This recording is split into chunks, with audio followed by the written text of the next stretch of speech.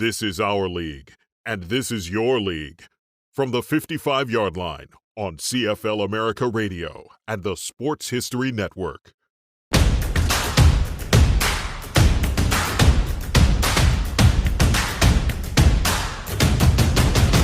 In the centennial year of the province of British Columbia, the annual clash for Canadian football supremacy, the Grey Cup. Good afternoon from Empire Stadium. On a rather glowering but mild day in Vancouver, the Winnipeg Blue Bombers have just vacated the field after taking their 13-minute warm-up. The Hamilton Tiger Cats, the Eastern champions, are still out on the field, just concluding their warm-up. A few final kicks, a few final passes, and they too begin to depart to their dressing room on the far side of Empire Stadium. The temperature in Vancouver at the present time is an official 47. A high of 48 was forecast today. The wind is officially south-southeast at 12, but here at Empire Stadium, closer to Burrard Inlet and the Pacific Ocean, the wind is perhaps a little more, we'd say about 18 miles an hour, and it will slightly favor the team going from south to north. That is from our right to our left from our broadcast location. Both teams have now vacated the field. We're about 28 minutes from game time, Grey Cup game 1958. This is your coast-to-coast Grey Cup football telecast. Now down to the field for the referee, Harry Bowden's instructions and the toss of the coin. My name is Harry Bowden. I'll be the referee of today's game. My senior umpire, Mr. Bill Nairn. For Hamilton, the captain, number 81, Mr. Honestchuk, and the co-captain, number 92, Mr. Filoni. For Winnipeg, number 64, Mr. Tinsley, the captain, the co-captain, Mr. Gray, number 53. Now, gentlemen, the official toss was made yesterday. Winnipeg won the toss. We would now like to have your choice, Mr. Tinsley. You will defend that end. And Hamilton will receive. Now, it will be Winnipeg kicking from this end. Hamilton receiving here. Thank you very much, gentlemen. A good game.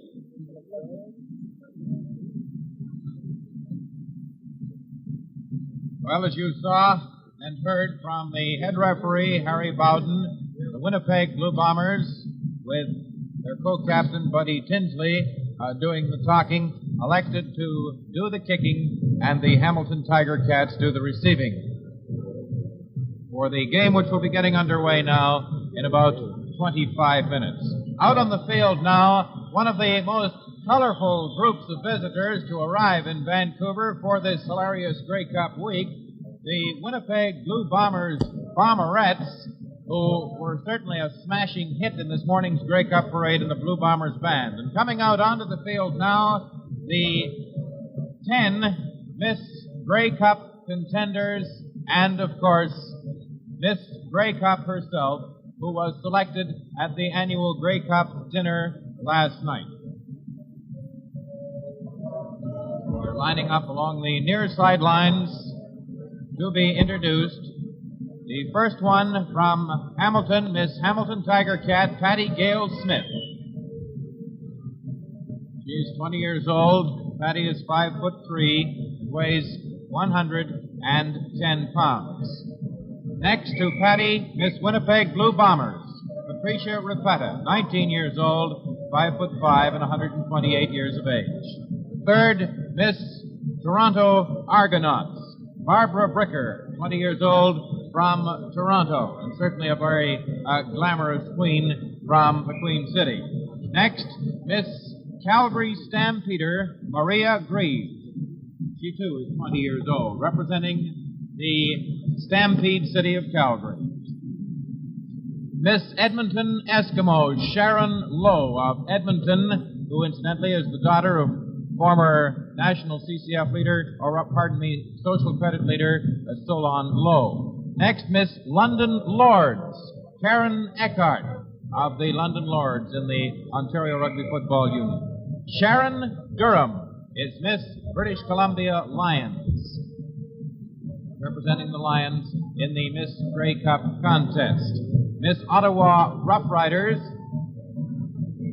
is Sylvia Prohl, 20 years of age. Miss Saskatchewan Rough Riders, Jane Wentz, who was runner-up in last night's Miss Grey Cup final. And finally, Miss Grey Cup herself, selected last night there is Miss Saskatchewan Rough Riders, and Miss Grey Cup herself, selected last night, Miss Montreal Alouettes, Joan Van Boven from Montreal, Quebec. Miss Montreal Alouette, who was chosen to rule over all Canadian football at the Grey Cup dinner here in Vancouver last night. Those are the 10 girls who took part this year in the Miss Grey Cup contest here in Vancouver. In the center of the field, going through one of their maneuvers, the very classy Winnipeg Bomberettes. These girls, thanks to some very civic-minded activities around Winnipeg, arrived just this morning at 7 o'clock. And as I said before, they were certainly a colorful addition to the giant Grey Cup parade. They're in very snappy blue with very white short white skirts and white boots.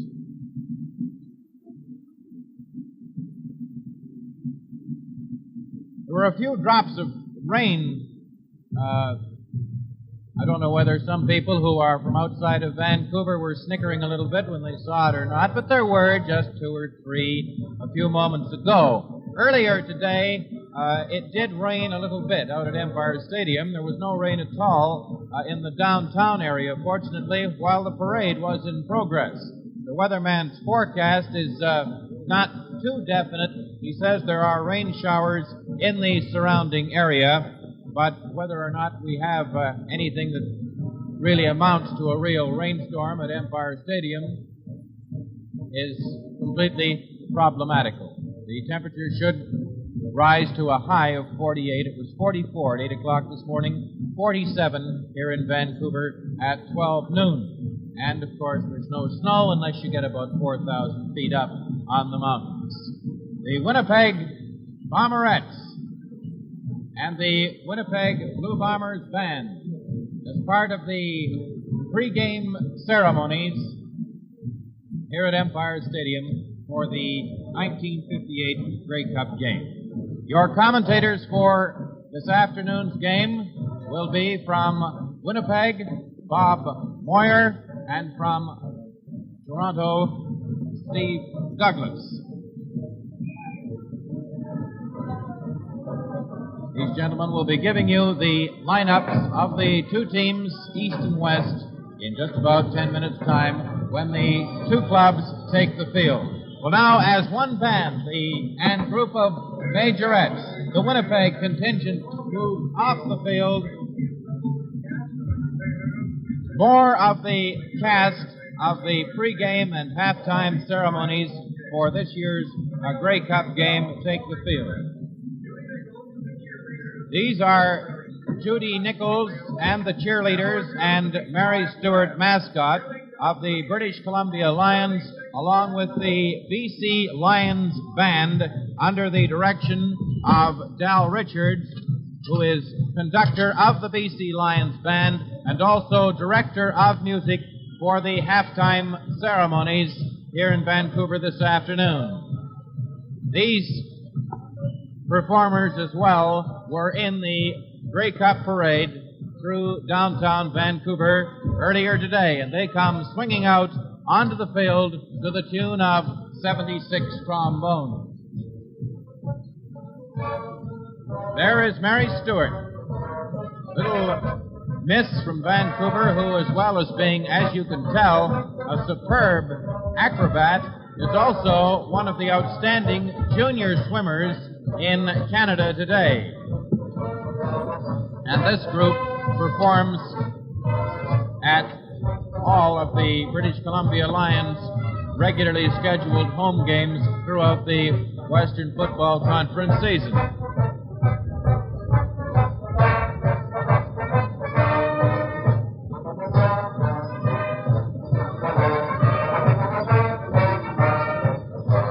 game time 1:30 in Vancouver for today's Grey Cup Classic. The fans were perhaps a little surprisingly slow in arriving here at Empire Stadium. As many of you have no doubt heard, a crowd estimated at around 40,000 was expected for today's game. These stands here will hold just over 34,000 seated, and there are in the neighborhood of 7,200 standing room seats as well. But now, as game time fast approaches, these stands are rapidly filling. Perhaps many people were waiting just to see whether or not it was going to rain or not.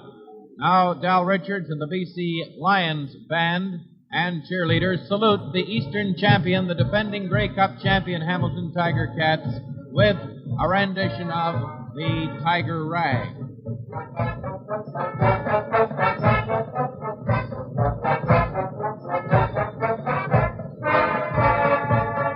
The Hamilton Tiger Cats came in about an hour and a half ago from their training headquarters, which were at Wally, just about 14 miles from downtown Vancouver. The Winnipeg Blue Bombers checked into Empire Stadium about an hour and a quarter ago from their downtown hotel training headquarters. Both clubs have been here throughout most of the week, finishing off the training in the perhaps a little warmer climate of Vancouver, warmer, I would imagine, for some of them at least, and umpteen times in the past few days, both Coach Jim Trimble and Coach Bud Grant have expressed the opinion that they are ready. You rapidly got the opinion that they just couldn't wait for 1:30 Vancouver time this Saturday afternoon to get this game underway. This Grey Cup telecast is coming to you from Empire Stadium in Vancouver. Well, now for some last-minute vital statistics. First of all, from the east, the home of the defending Grey Cup champions, your commentator for the second and fourth quarters of this afternoon's game, Steve Douglas. Go ahead, Steve. Hello, Ted, and thank you very much, and how do you do, everybody, from coast to coast along the CBC Television Sports Network. Right next door here is a good old buddy from the rather snowed-in city of Winnipeg, I understand, Mr. Bob Moore. What do you hear from back home? Well, Steve, that we have heard that there's lots of snow down there, and, of course, the temperature down there is supposed to be about 24, 25 degrees below zero at the present time. Much different than it is here at the present moment. Well, this temperature of 47 degrees, and incidentally, I don't know whether Ted mentioned the wind situation or not. It is roughly 12 miles an hour from the southeast. And this apparently, Bob, has occasioned a switch in plans insofar as the opening kickoff is concerned. Supposing you fill him in on that, will you? Well, that's right. Just a few moments ago in that kicking ceremony we saw on the screen, Buddy Tinsley and Herb Gray of the Blue Bombers decided that they would rather kick off to the Hamilton Tiger Cats, I imagine, presuming that they Tiger Cats might fumble the ball on the opening kickoff with this wind and rain. Last night, the Blue Bombers won the toss last night, and it was assumed by everyone, as a matter of fact, Coach Bud Grant seemed to intimate that the Bombers would be receiving the football here this afternoon. There's also been some talk here, Bob, and it's occasioned a great deal of excitement with the prospect of it up around the various radio, television booths and the press box, that Coach Jim Trimble, as is something of a habit and custom with him, is likely to spring a few offensive surprises this afternoon, and one that has been mentioned is the possibility he may start with Milt Campbell and Ralph Golston at the two halfback spots in place of, and the noise in the background has something to do with the Tiger Cats coming out on the field here. And I think we'll do a little shifting around here, Bob, now with this microphone, and preparatory to last-minute information, you sit in there because you're working at 1 and 3 this afternoon, and as the two teams are introduced individually, we'll get a chance to pick them up for you and fill you in on the details regarding the players in question. The possibility of a switch in offensive plans from Coach Jim Trimble is, of course, as most Eastern fans know, not anything particularly new. Jim is known for pulling rabbits out of hats at the last minute in an effort to confound and confuse his opposition, and this could be what he has in mind this afternoon. Insofar as the Blue Bombers are concerned, I think one thing back east we'd like to know is the physical shape of a great ball player by the name of Charlie Shepard. Is he pretty well up to snuff, Bob? Well, the last we heard was that Charlie Shepard will be able to play as well as he has been able to play all season. If this is good enough, then the Winnipeg Blue Bombers, of course, have an outstanding chance here this afternoon. That ought to be just about enough said in that respect. We might identify all the officials here when we get a chance now, because things will move along pretty rapidly. After there'll be a ceremonial kickoff, which Ted Reynolds will describe for you, and then the official kickoff. The referee today is Harry Bowden from Toronto. The number 1 umpire is Bill Nairn of Winnipeg. Number 2 umpire is John Monroe of Toronto. The number 3 umpire, who will be primarily a deep official today, deep in the defensive team's backfield, is Taylor Patterson of Regina. The field judge, Paul Dojak of Regina, and the head linesman is that old RCAFer Ray Boucher of Ottawa. The officials, we just noticed them down at the sidelines on the 55-yard line. I don't know whether this is a sign. I didn't notice them on before, Steve, but I see the lights are on here at Empire Stadium this afternoon, which means, of course, they're not taking any chances on some dismal weather here in Vancouver, and they're making sure that the field will be well lit right from the start of the football game.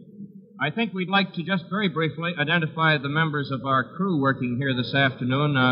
From the normal Eastern crew, Hal Walker spotting and Doug Maxwell as statistician, and you've got an old familiar face beside you, Bob. He has. He's been spotting for about 14, 15 years in football now. Mo Simovich, who has been on our crew working out of the Prairie region.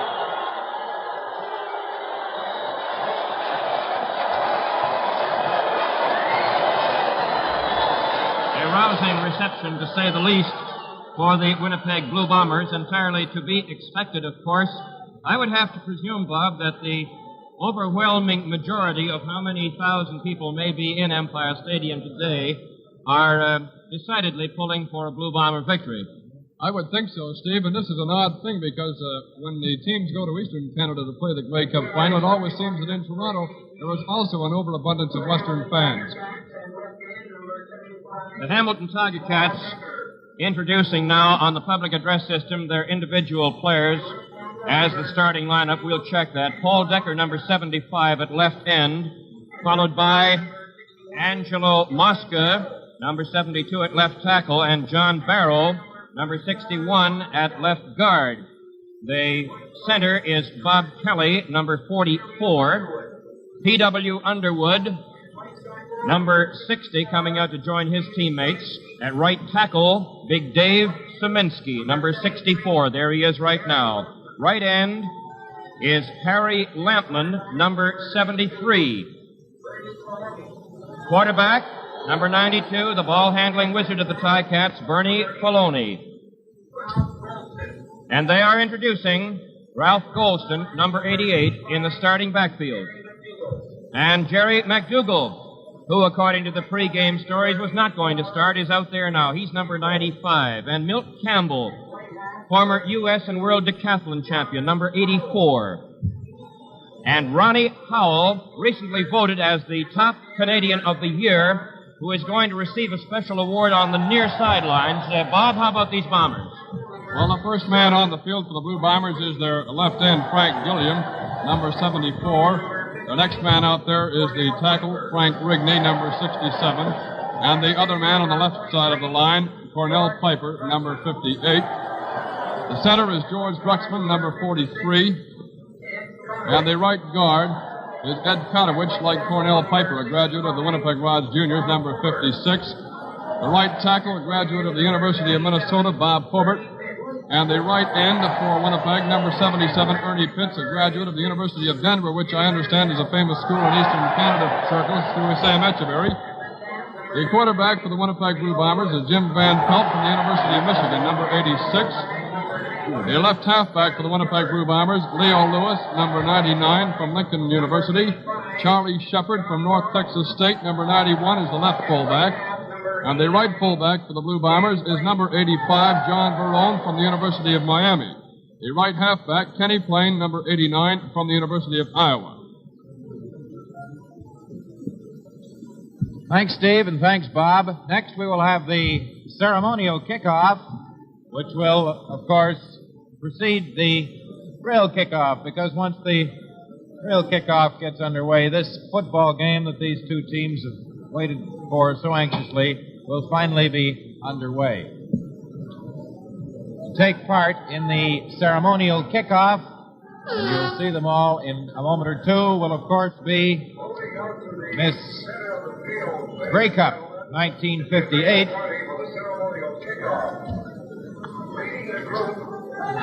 Moving out onto the field now, two of the three players voted the outstanding players in Canada. There's Jackie Parker of the Edmonton Eskimos in the center. You can see Jackie turning, looking back. Behind him, walking away from us, is Don Luzzy of the Calgary Stampeders. Escorting them out was Don McKenzie, chairman of the Grey Cup Festival activities. Miss Grey Cup, Joan Van Boven of Montreal moves out with them. Also in the official party are the Commissioner of Canadian Football, Mr. Sidney Halder, Mr. Ed Fennell, President of the CRU, and of course Don McKenzie. Now, Luzzy is going to hold the ball. Parker is going to kick it. And he gets a pretty good kick away down to about the 28-yard line, and there's no run back on that one. And the official party begins to make its way off the field with game time now just minutes away. This is your coast-to-coast Grey Cup football telecast. Teams lined up at center field. This ever-growing crowd waits for the singing of the Queen and of O Canada prior to the official start of the 1958 Grey Cup game. Coming to you along the CBC Sports Network.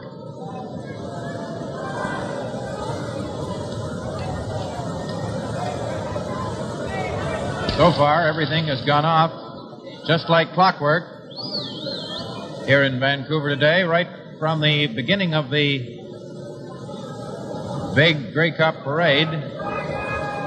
Started right on the dot at 9:30 Pacific Standard Time this morning.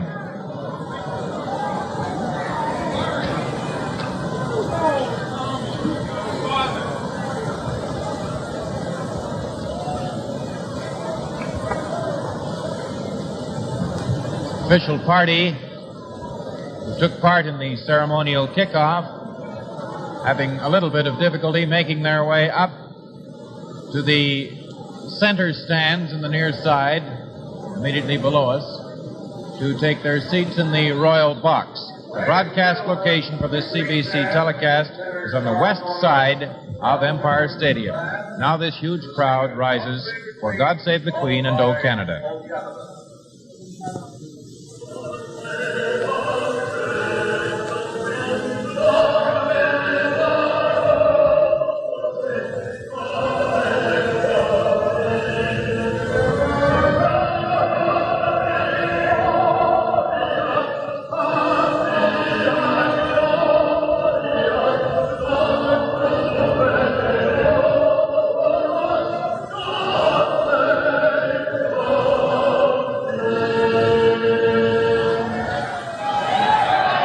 Now to bring you the first quarter.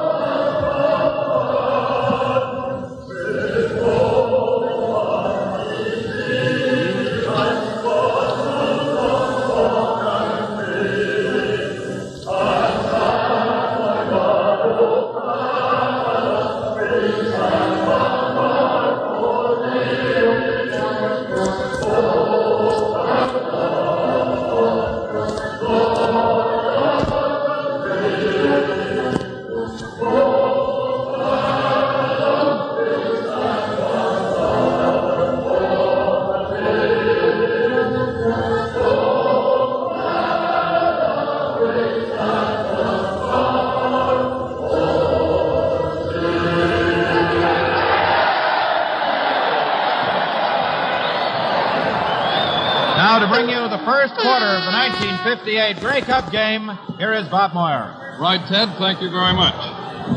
The Winnipeg Blue Bombers kicking off to the Hamilton Tiger Cats, and the deep men for the Tiger Cats. On the left, Ron Howell, and on the right, Macon.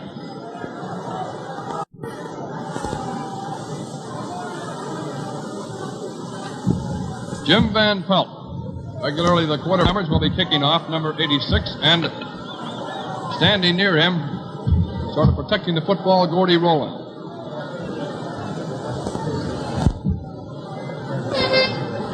Referee is Harry Bowden.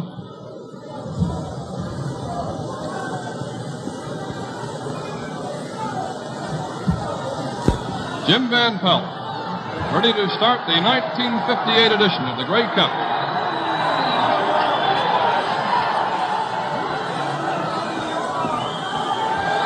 There we go. The kick is to Howell on the 13-yard line. He's across the 25 up to the 28-yard line, and he is knocked over by Tony Kerr. Kerr, number 90 for Winnipeg, and it's first down. After that 52-yard kickoff and 14-yard return, first down for the Tiger Cats on the 28-yard line.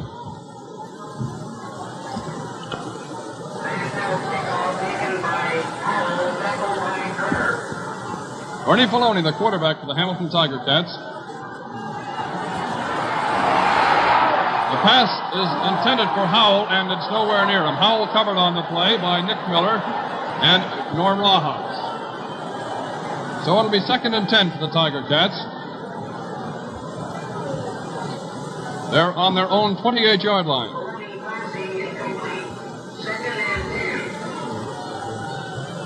The starting offensive backfield for Hamilton, Bernie Filoni, Don Southern, Jerry McDougall, Howell, and Grant.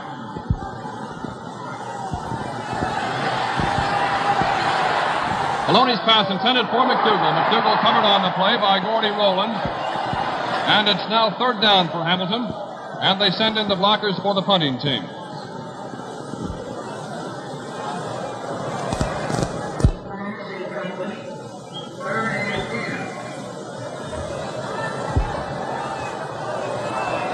The deep men for Winnipeg to receive the punt. On the left, Lateral. On the right, Gordy Rowland.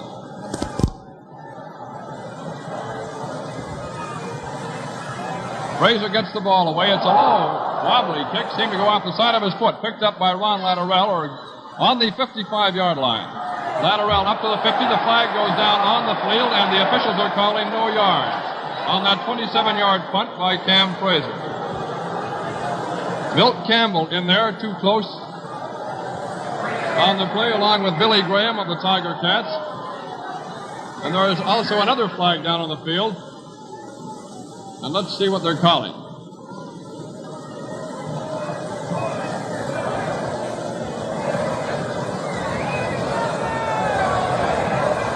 The officials are calling first down for the Hamilton Tiger Cats, so there must have been interference on the line of scrimmage, past the line of scrimmage,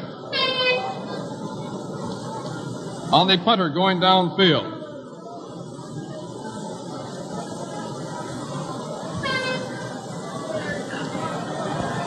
Interference called against the Winnipeg Blue Bombers on the punter going downfield after the football, so it's first down for the Hamilton Tiger Cats on the 31-yard line for Hamilton.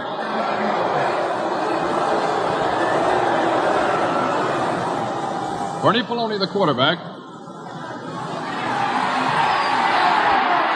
He gets the rush put on him. Garland Warren comes up to try to make the tackle, and Filoni gets down, and it's marked at the 41-yard line. The tackle made by Cease Looney, Winnipeg's defensive right end. Looney, number 73.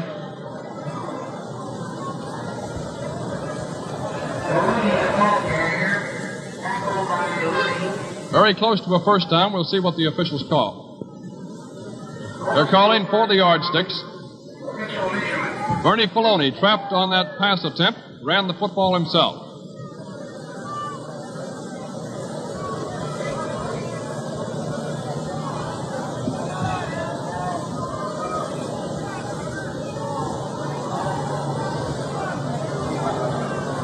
Short by inches. Winnipeg Blue Bombers have made a defensive change. Kenny Plain has now gone in at halfback in place of Nick Miller on the left side. Plain, number 89. Please report to the office. Second and inches to go for the Hamilton Tiger Cats, just inside their own 41-yard line. And the sun seems to be trying to work its way out here at Empire Stadium.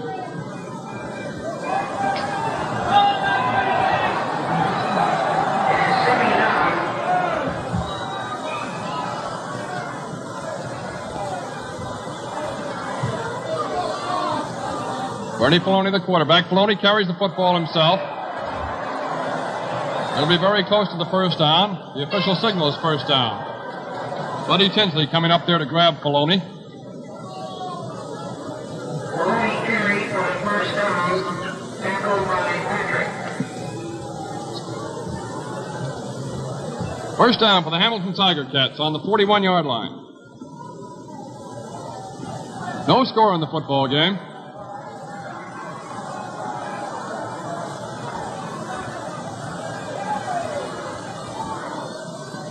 The ball handed off to Jerry McDougall. McDougall grabbed by Buddy Tinsley. He's across the 45-yard line, and the officials spot the ball just over the 47. A 6-yard gain on the play. It'll be 2nd and 4 for the Tiger Cats. Tackled by Tinsley. 2nd and 4.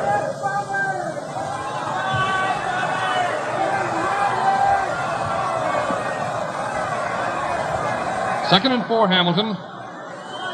In the 47. The hand of the pitch out is to Southern.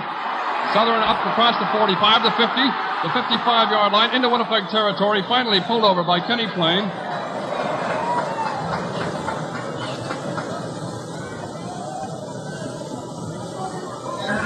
It'll be first down for the Hamilton Tiger Cats on the Winnipeg Blue Bomber 53-yard line. 12 minutes, 17 seconds remain in the first quarter.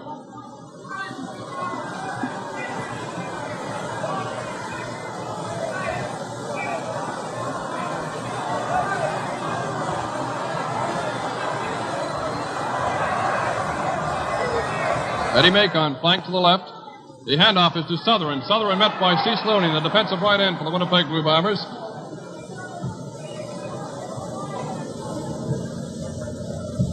Correction, the handoff to Jerry McDougall, and Bernie Filoni is pulling the same tricks that he pulled several years ago in the Grey Cup final. I was positive that Southern had the football.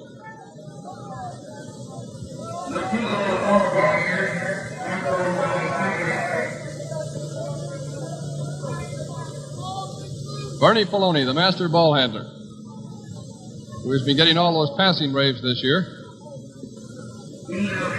Gain of 5 on the play. It will be 2nd and 5. The officials having trouble with the yardsticks. They've now put a second set into use in the football game.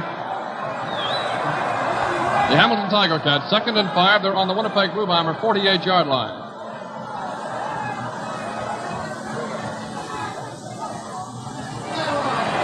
Maloney's pass down the center, caught by Paul Decker on the 38-yard line. Decker is dropped on the 36-yard line. Keith Pierce, the defensive right halfback for Winnipeg, making the tackle. And the bright sunshine here at Empire Stadium in Vancouver, putting long shadows on the ball field. 11 minutes, 22 seconds remain in the first quarter. No score in the football game, but the Hamilton Tiger Cats on the Winnipeg 36-yard line. Bernie Filoni is the quarterback. The fullbacks, McDougall and Southern. The handoff fake, and the pitch pass is to Jerry McDougall. McDougall up to the 30-yard line, down to the 25, to the 20-yard line, to the 15, to the 10, and he is finally running to touch on the 9-yard line. Gordy Rowland coming in to make the tackle. There's a flag on the play.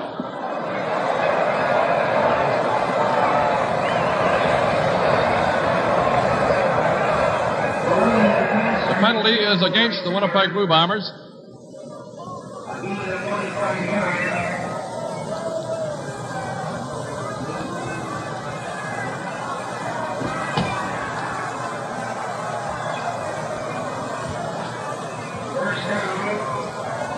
Winnipeg Blue Bombers called for illegal interference. And the Hamilton Tiger Cats, of course, refused the penalty because of the fine gain made by McDougall.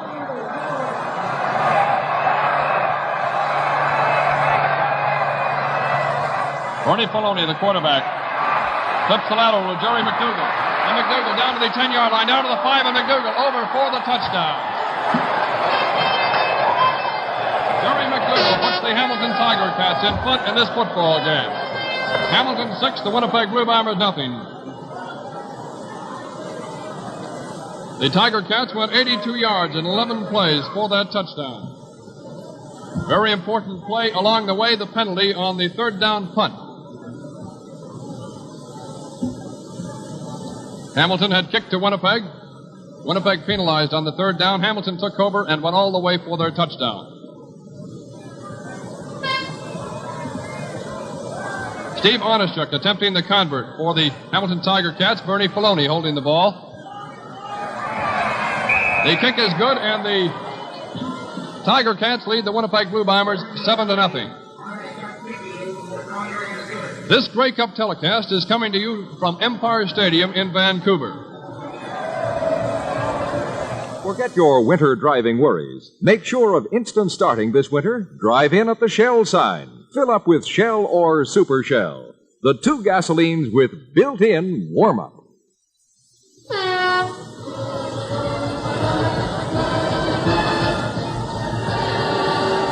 The Hamilton Tiger Cats will kick off to the Winnipeg Blue Bombers. Don Sutherland will do the kicking for Hamilton. The deep men for Winnipeg, Gordy Rowland and Leo Lewis. To Kenny Plain.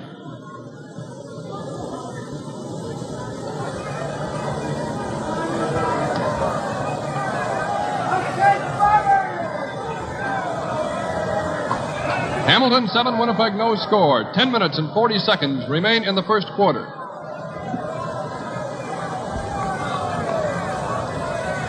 Don Sutherland having trouble setting the football just the way he wants it.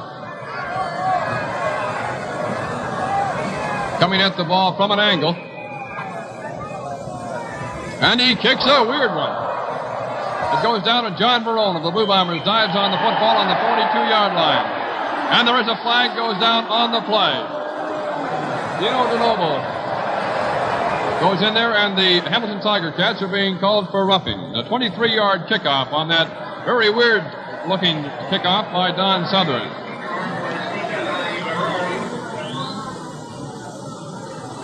And referee Harry Bowden is going to spot the football on the Hamilton Tiger Cats' 54-yard line.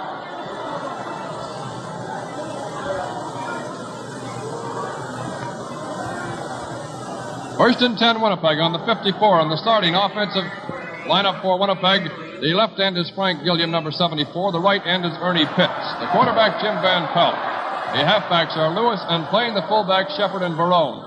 Van Pelt is the quarterback. The pass is over the head of Penny Plain and intercepted by Eddie Macon. Macon makes the interception on the 43-yard line, and he goes down to the 40, the 35, the 30 of Winnipeg, and he is finally run into touch on the 23-yard line. There are two flags down on the field. Eddie Macon making a spectacular interception for the Hamilton Tiger Cats, and the Tiger Cats are being called for illegal interference on the play, and this time the Blue Bombers get the break. It's first down Winnipeg on the Hamilton Tiger Cats' 50-yard line.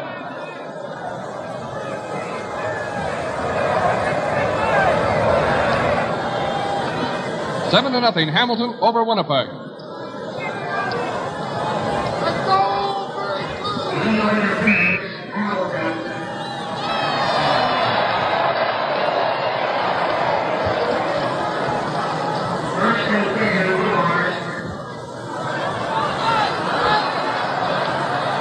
Flank to the right is Leo Lewis.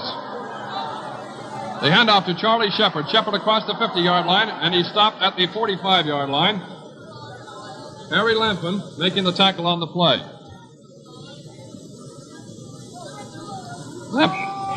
Lampin, one of the four fine linebackers for the Tiger Cats. The gain is 4 yards. It'll be 2nd and 6.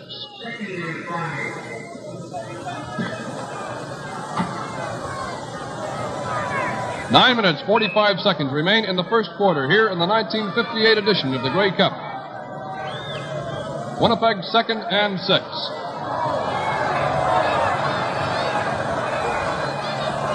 The handoff is faked to Barone, given to Leo Lewis. Lewis across the 40-yard line. And when the officials spot it, we'll see what they call it. Over the 40, first down, Winnipeg. The tackle made by Eddie Macon. Harry Lampman also in there. First and 10, Winnipeg on the 40-yard line. Hamilton 7, Winnipeg no score. First down. Flank to the left this time, Leo Lewis. Van Pelt's passes seem to be deflected. Shepard couldn't hang on to it. Ralph Goldston covering Shepard on the play. Van Pelt's pass incomplete. Offside. Hamilton. The Hamilton Tiger Cats called for offside on the play. So it will be first down, Winnipeg, from the Hamilton 35-yard line. Less than 9 minutes remain in the first quarter.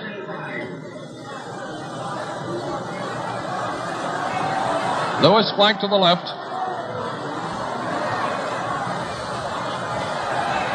The pass is to John Barone. Barone covered on the play by 2 Tiger Cats, including Tony Cursillo and Harry Lampman. It'll be second and 5, Winnipeg. Winnipeg on the Hamilton 35-yard line. Hamilton 7, Winnipeg no score.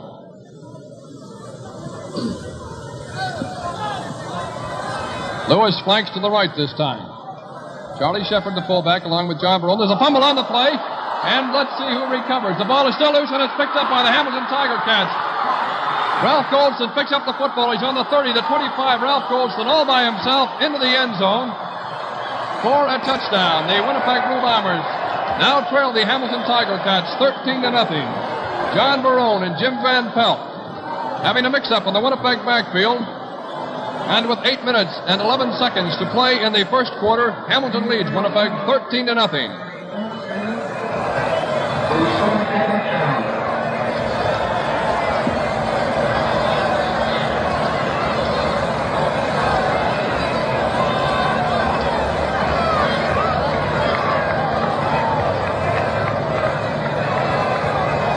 Steve Onischuk is in there to attempt the convert for the Tiger Cats.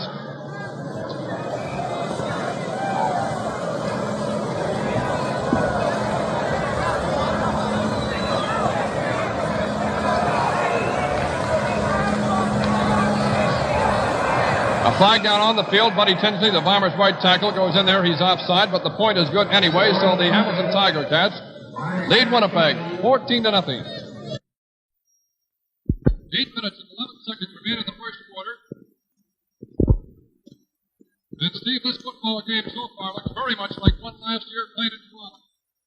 There's a lot of reminiscences in that connection. The Bombers start to move downfield, and they almost got trapped with that fine interception by Eddie Macon, who was away like a streak, and only because of pass interference called by the officials was that one called back. He'd been bumped out of bounds on the far side down around the 15-yard line. Goldston is actually coasting the last 15 or 20 yards on that one, looking sort of lazily over his shoulder to see if anybody might have a chance to catch up. Well, the Hamilton Tiger Cats will be kicking off again in this football game, and Don Southern lines the football up the same way he did before. The deep men for Winnipeg, Roland, Latterell, and Roland, Blaine, and Lewis. Blaine on the right.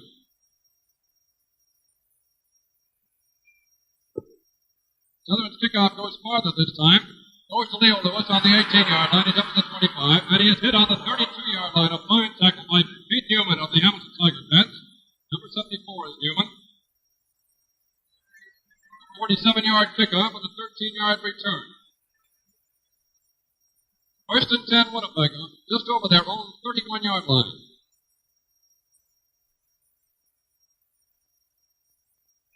Jim Van Pelt, the Bomber quarterback, graduate of the University of Michigan.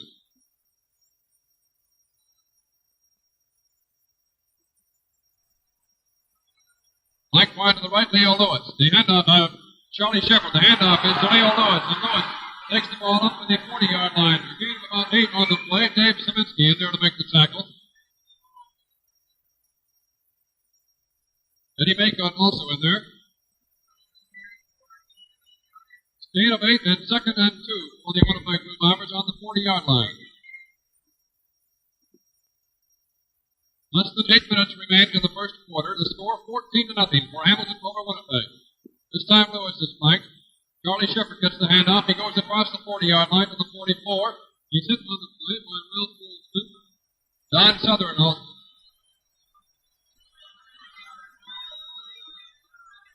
First down for the Winnipeg Blue Bombers.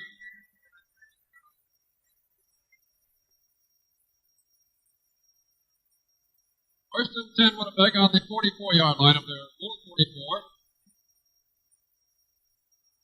They hand off to Kenny Plain. Plain up to the 45-yard line, met by Pete Newman, the defensive end for Hamilton. Newman, number 74. And there's an injured player on the field.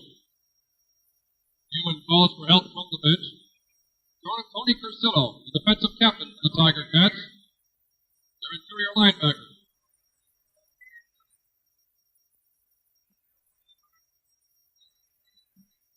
Bob Kelly going into the game for Cursillo. Kelly regularly the offensive center for the Tiger Cats. A gain of 1 yard on that play by Kenny Plain, so it's 2nd and 9 Winnipeg. They're just over their own 45-yard line. Lewis flanking to the right. And Jim Van Pelt is buried back at the line of scrimmage. Back at the 40-yard line on the 38. Johnny Farrow in there. Harry Lampman also in on the play.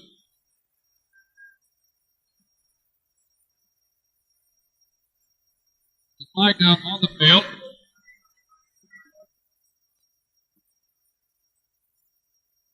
The Hamilton Tiger Cats being called for offside. The 5-yard penalty puts the Winnipeg Blue Bombers just over the 50-yard line now. So it's 2nd and a little more than 3 yards for Winnipeg. They're on there just over their own 50-yard line.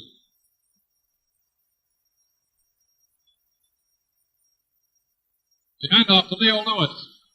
Lewis up the midfield, and he's across the midfield stripe down to the 53, hit on the play by Bob Kelly. Now in there at interior linebacker, Kelly number 44. Kelly in for Tony Cursillo. It's first down for the Winnipeg Blue Bombers.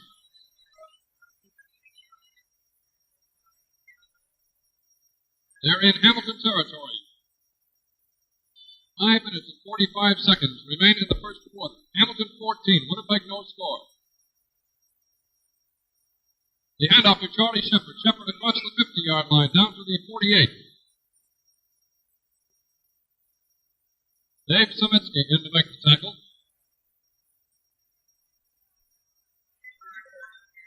It's a 5-yard gain on the play. It'll be 2nd and 5 Winnipeg.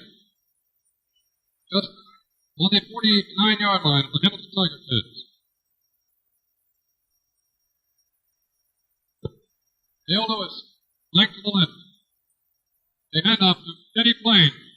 Plain's passes to Charlie Shepard. Makes the catch on the 43-yard line, and he's across the 35 down to the 32-yard line.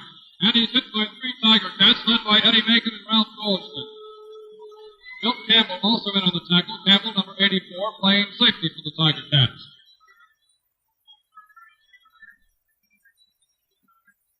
It's first down, Winnipeg on the Hamilton 31.5-yard line. The ball sitting right between the 31 and 32 on the hash mark. Then he played flank to the right. Goes to the left. The handoff to Charlie Shepard. He's across the 35, and he dives down to the 30-yard line. Charlie Shepard diving down to the 30-yard line. Hit on the play by Milton Campbell. Campbell, number 84. Safety man for the Tiger Cats. And it's first down for the Blue Bombers just outside the Hamilton Tiger Cats 20-yard line.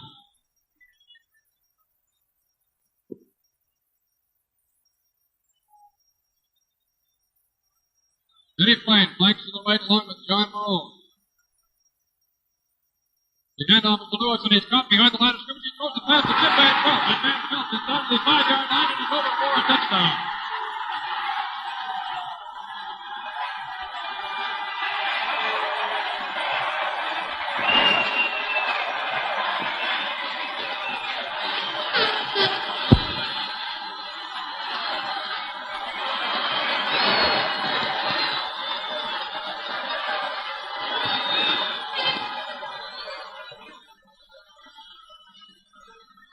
So there we have the pass. Only touchdown for the Winnipeg Blue Bombers. Angelo Maska in there to rush Kenny Quinn when he got the football, and he tosses the pass to Jim Van Pelt. Van Pelt's kick is good, and the score is now Hamilton 14, Winnipeg 7. 4 minutes, 15 seconds remain in the first quarter. This is your coast-to-coast Grey Cup football telecast. The Winnipeg Blue Bombers, Jim Van Pelt will kick off to the Hamilton Tigers.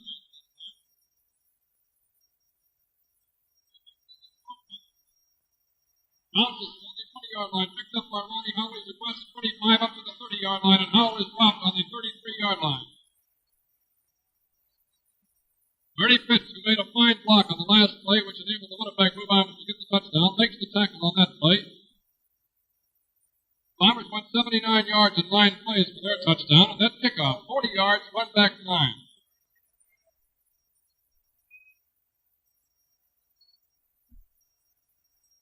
First and 10, Hamilton on the 34-yard line of the Tiger Cats. Bernie Maloney is the quarterback. Maloney's pass is a long one, away downfield, and it's knocked down by Keith Pierce. The pass intended for Tommy Grant.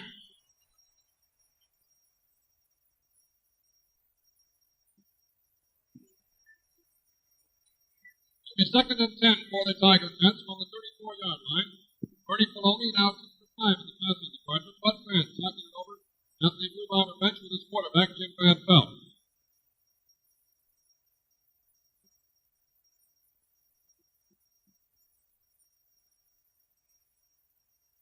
3 minutes and 49 seconds remain in the first quarter here at Empire Stadium. Grey Cup Day, 1958.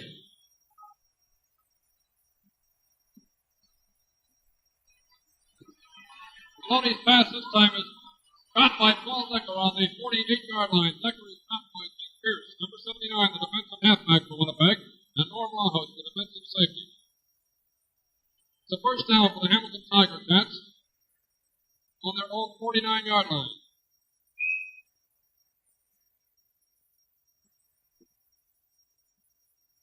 Hamilton 14, Winnipeg 7.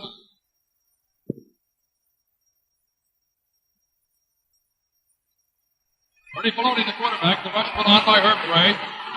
Maloney decides to run the football. Savoy can't get to him. Maloney runs for the first down to the 50-yard line. Finally run into touch by Nick Miller, number 94. John Barone also chasing him into touch. Maloney, number 92.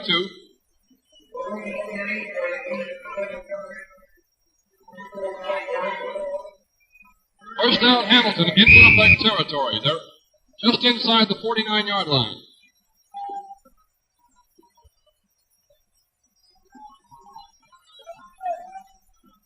Back to the left, Grant to the right, Howell. The handoff is given to Southern after to McDougall. Steve Patrick, Winnipeg middle guard, making the tackle.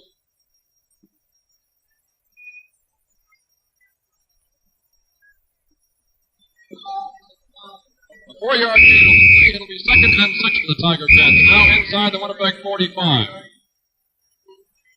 Less than 3 minutes remain in the first quarter.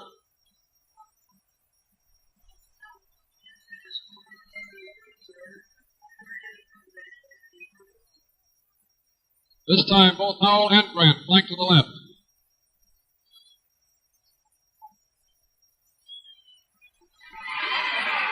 Bernie Maloney looking for the line with Buddy Tinsley in there to make the rush, and Buddy Tinsley drops Bernie Maloney for a big loss.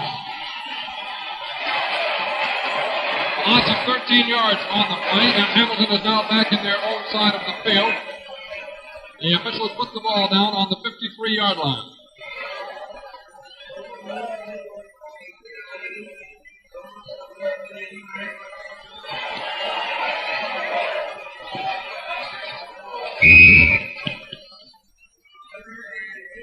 Cam Fraser in to do the punting for the Tiger Cats.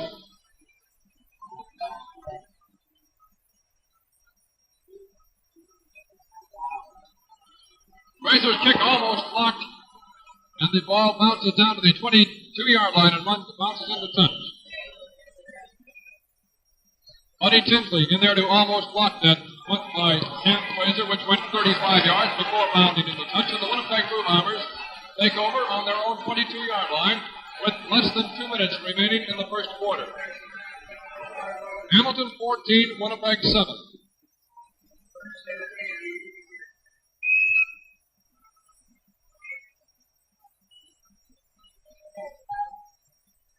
Winnipeg still with the same offensive lineup that started the ball game. And Van Pelt is the quarterback.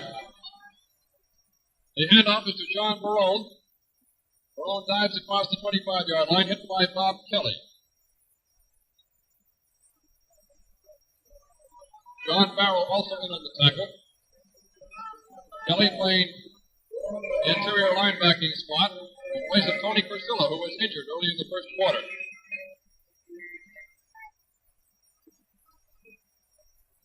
The handoff is to Leo Lewis. Lewis up to the 25-yard line, and he's hit as he goes across the 25-yard line. Eddie Macon coming up from his defensive halfback spot to make the tackle. It'll be 3rd and 5, Winnipeg. Blockers go in for Charlie Shepard's punt.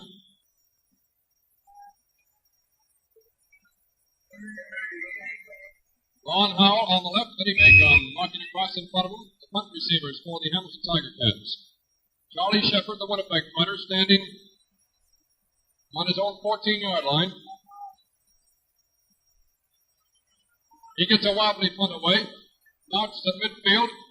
Picked up by Macon on the 50-yard line. Macon hit hard on the 52-yard line. Dave Burkholder and Ed Potterwood coming up to make the tackle on the 33-yard punt by Charlie Shepard.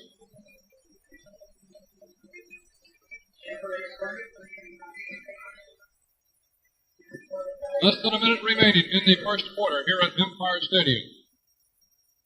Hamilton 14, Winnipeg 7. Minute flag up. First and 10 for the Tiger Cats. On the 52-yard line. Backed away out to the left is Paul Decker. Bernie Filoni in the short punt formation. The pass is to Jerry McDougall. McDougall on the Winnipeg side of the 55-yard line. Brought down by Dave Burkholder. Roger Savoy also in on the tackle.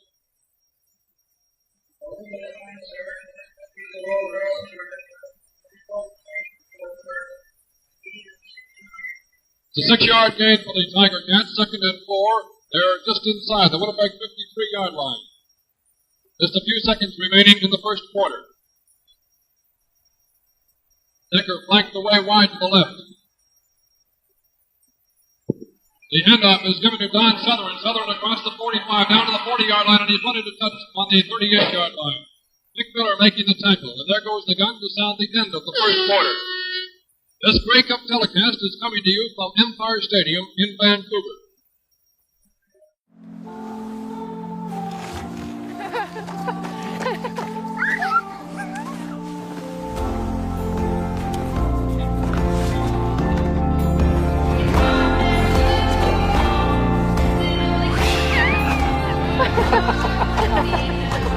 Here's to the everyday things that end up being everything. Here's to all things simple, with casual clothing and footwear from Marks. Now to bring you the second quarter play-by-play of this Grey Cup game, a veteran of these Grey Cup telecasts from Toronto, Steve Douglas. All right, Bob, thank you very much. The situation on the field at Empire Stadium in Vancouver right now, the ball is 15 yards in from the far side, right on the hash marks. In the possession of the Hamilton Tiger Cats representing the East, it is on the Winnipeg 32-yard line. The nose of the football is just inches short. It is first down and 10 to go, and the Tiger Cats own a 7-point margin right now by 14-7. The line marker, check it. It's the 37, not the 32. Bernie Filoni, who has gone all the way, of course, for the Tiger Cats, directs his team's offense, and the Winnipeg Blue Bombers get their defense set for them in the vicinity of the 35-yard line, and we go to work once again. Flankers right and left with the Ticats.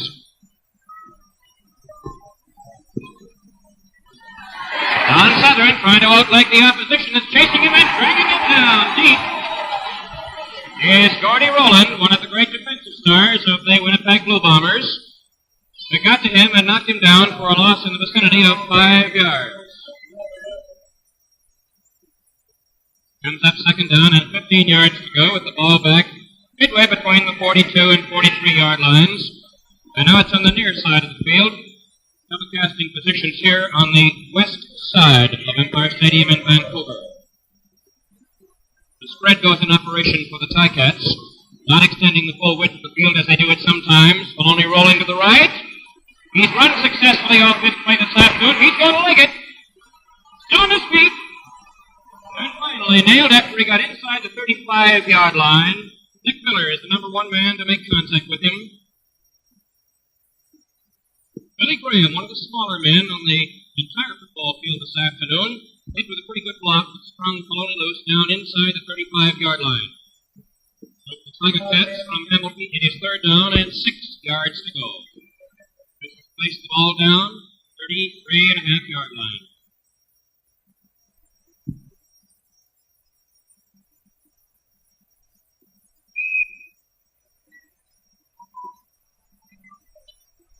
Don Southern will try a field goal for the Ticats.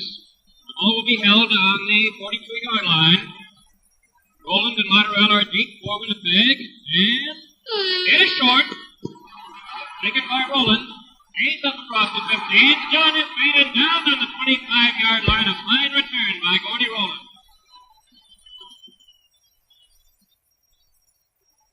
Harry Lampman and Tommy Grant coming in. A 19-yard run back. On the field goal that seemed to be heading dead center, but fell about 5-6 yards short. Blue Bombers put it in play. The ball is midway between the sideline stripes on the Bombers' 25-yard line. In the second quarter of the Grey Cup final for 58 at Empire Stadium, Vancouver, Jimmy Van Pelt is the Bomber quarterback. He bootlegged beautifully, almost lost it, passing on the far side to Gilliam. And he nails him, and he is hit almost immediately by Steve Honestchuk, the right corner linebacker for the Ticats. No signal, there it is now from the officials. First down.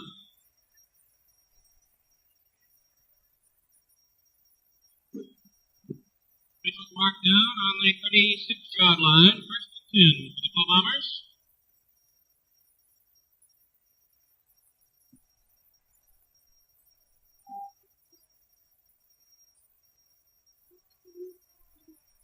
Here go the Bombers. With Kenny Plain split wide on this end.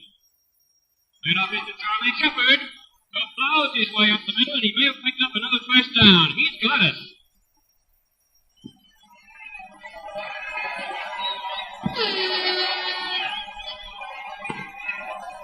Ralph Golston, number one man to hit him defensively for the Tiger Cats after he picked up the first down. Shepard driving straight up the middle with a great powerful burst. Is up across the 46-yard line. First and 10 for the Bombers from there who are on the move. Tom Barone tries the left side of the line for Winnipeg. He fouled up first by P.W. Underwood of the Tiger Cats after he got 3 yards. Just on the 50-yard line. Johnny Barrow and P.W. Underwood combining to bring him down. Pickup is a little over 3. Second and about 7 to go. 12 minutes to halftime, which will feature a great deal of pageantry from here in Vancouver. Well worth your attendance. Lane is very wide on this side. There's a marker on the play. The ball carrier is nailed deep inside Charlie Shepard. Hamilton Ticats being picked up for offside by the officials. Vinny Scott led the defensive charge for the yellow and black.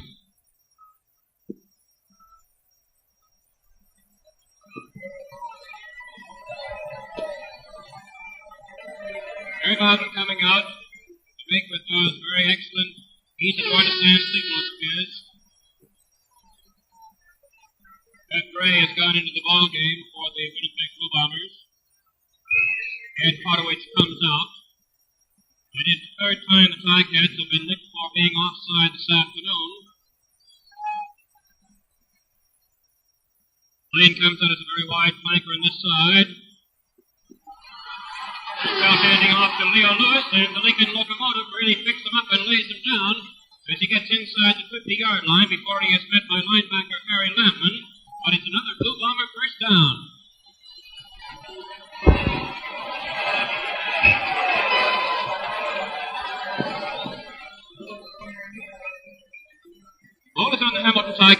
49-yard line. It's midway between the sideline stripes. And this Winnipeg drive started after Don Sutherland's lengthy field goal, attempting it from the 42-yard line and at a reasonably bad angle, 15 yards in from the far side, had fallen short, and Gordy Rowland made a fine run back with it.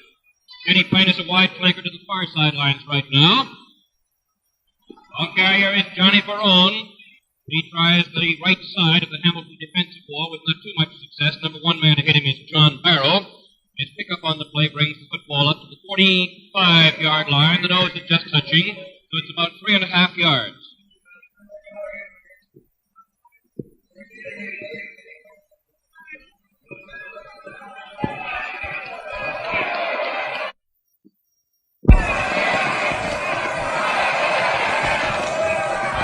Bombers taking lots of time in the huddle. Breakout. St. Louis very wide on this side. Van Pelt shooting down the middle. And a sensational completion down the middle by Ernie Fitz. And he is hit almost immediately by Ralph Goldston.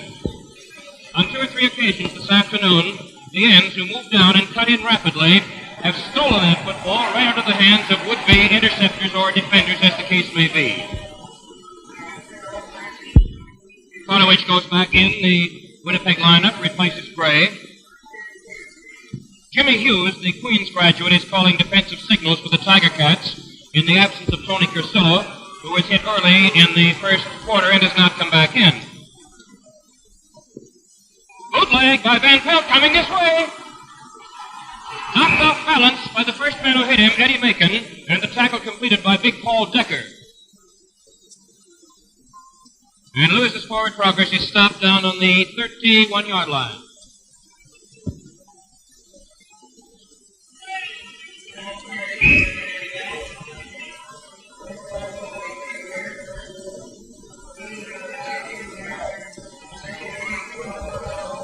It is second down and about 4 yards to go. The ball is on the Hamilton Ticats, 31-yard line. Flankers right and left. The drive goes up the middle with Shepard, the ball carrier, and he hits into Johnny Barrow first. Helping to contain Shepard was P.W. Underwood and Jimmy Hughes. And this leaves the Bombers with the ball on the Ticats, 29.5-yard line, third down and about 3 to go.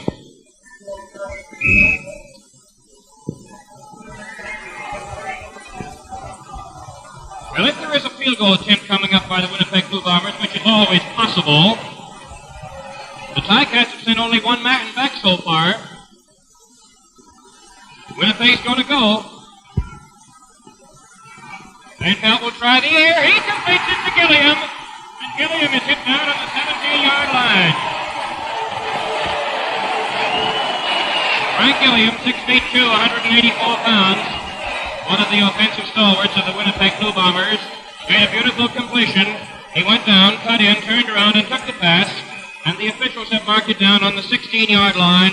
And that is where corner linebacker Steve Honestchuk and Eddie Macon came along to make the tackle. So the Bombers are definitely threatening here. Van Pelt bootlegs it. He's nailed. He gets it away. And it's batted down by Ralph Goldston in a key defensive play of this ball game so far. Kenny Payne was the intended receiver, about 10-12 yards in the end zone. How Van Pelt got that football away is a miracle, but the key defensive play was put on by Ralph Goldston, who at the last minute leaped high and batted it down.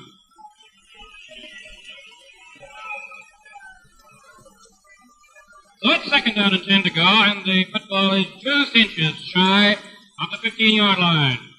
And the power swings to the left for Winnipeg. And Van Pelt rolls that way. Ticats chasing him. He shoots. It's completed and dropped.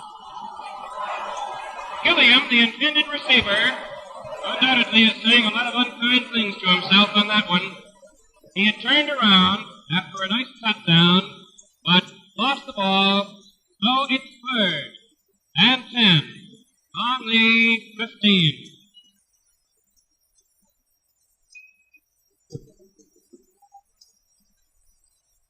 Bombers through the air, 5 for 7.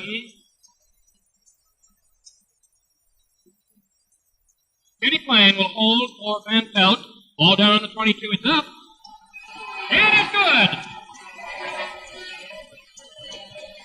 And the Hamilton Ticats lead has now been cut to 14-10 with about 8 minutes to go to halftime. And this is your coast-to-coast Grey Cup football telecast. Winter's here, so drive in at the Shell sign. Fill up with Shell or Super Shell, both designed to give you fast starts and trouble-free motoring, even in coldest weather.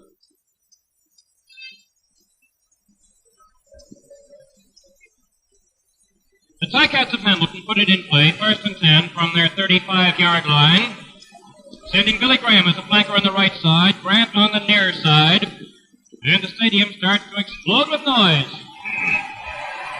Jerry McDougall tries the middle, hit first by big Buddy Tinsley of the Bombers. He got maybe 2 yards, 2nd down and 8 to go. Well, he's just across the 37-yard line. Tinsley, at 33 years of age, is a great veteran of the Blue Bombers in his 9th year with the club. Packs 233 pounds on a pretty good frame, and he plays a whale of a lot of line. Maloney looking, shooting on the far side. It's too high and too hot to handle for little Billy Graham, who is one of the smallest men at 5'7" and weighing only 165 pounds. Maloney through the air has hit 4 times on 8 attempts up to this point. The passing department on each side is reasonably well even Steven. Roland and Laterell, the 2 deep men. Roland, number 97, Laterell, number 87. They're in the vicinity of the 35-yard line. Bomber into the field. Cam Fraser, who kicks some turf off his shoes, boots from the 30. Way a low bullet wobbler, taken by Laterell at 31. Down he goes as he approaches the 40-yard line, and it will be Blue Bombers 1st and 10 from that point. Fraser's hoist that time was good for 36 yards. First man to hit Laterell on the run back was Eddie Bevan, and then Tommy Grant came along to lend defensive assistance as well. Incidentally, we'd like to remind you that along the CBC Television Sports Network, there are many fine sports features for you throughout the year. Next Saturday, from Civic Stadium in Hamilton, the annual East-West All-Star Shrine Game will be televised. And I'm sure you've noticed that our becoming perennial bugle is with us this year again. That's 3 years in a row.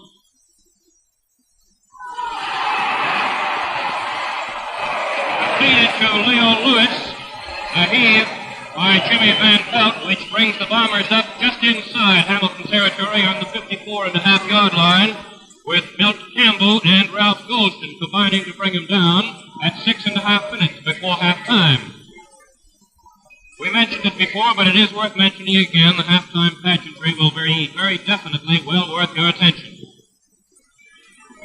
Tony Casillo has come back in defensively for the Hamilton Ticats. He was shaken up pretty badly in the early portion of the first quarter, and this is his first appearance since that time. Van Pelt falling straight back, flips the screen back here to Kenny Plain. Oh, he's on the move, but good. Gets away from 2 tacklers, and is nailed finally inside the 25-yard line.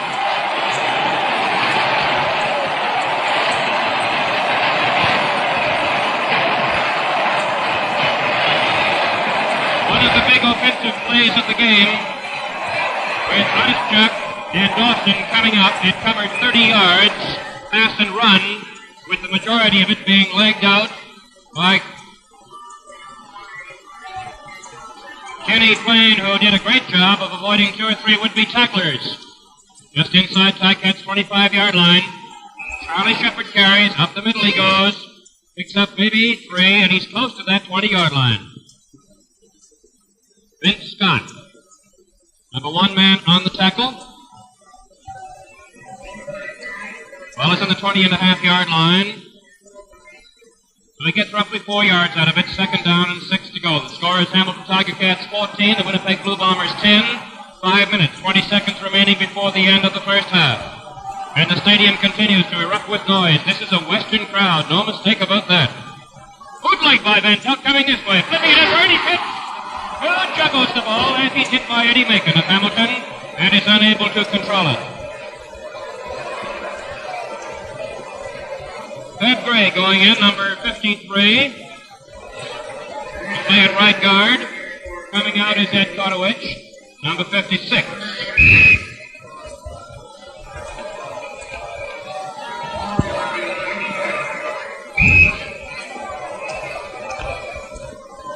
Ronnie Howell has come in for the Ticats. He'll go back with Eddie Macon in the end zone. Van Pelt will try the field goal with Plain holding. Down on the 27, in the air. And good.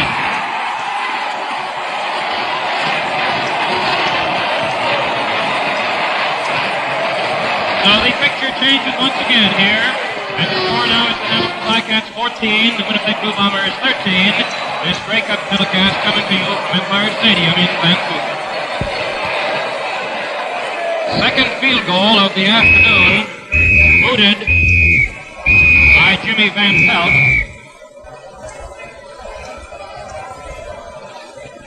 Who during the regular season hit on 8 out of 15 for the Blue Bombers.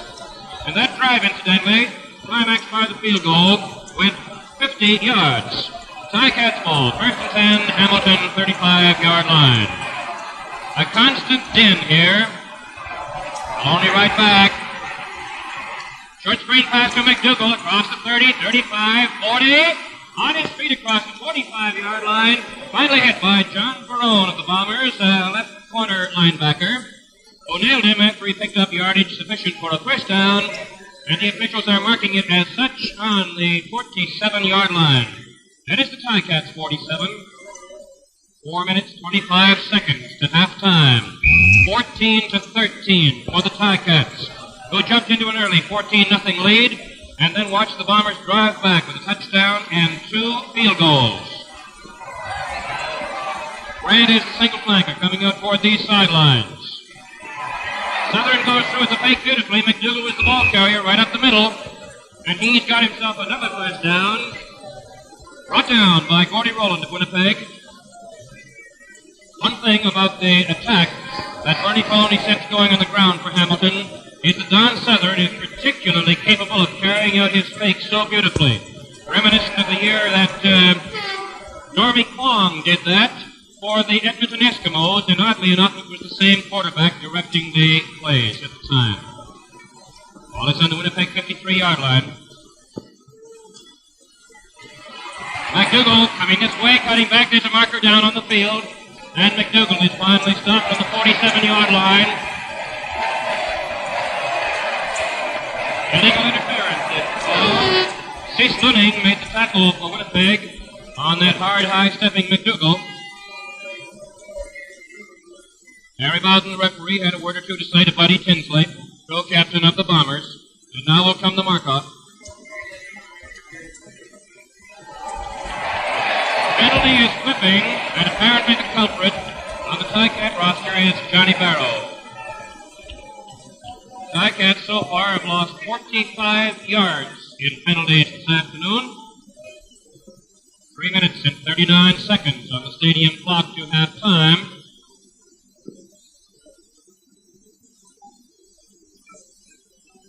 Bombers get set defensively. The ball is now on the Ticat 42-yard line.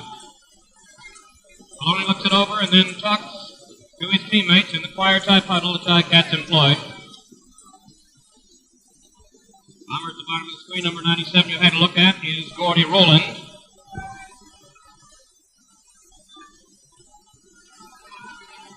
Shoots down the middle, complete to Paul Decker.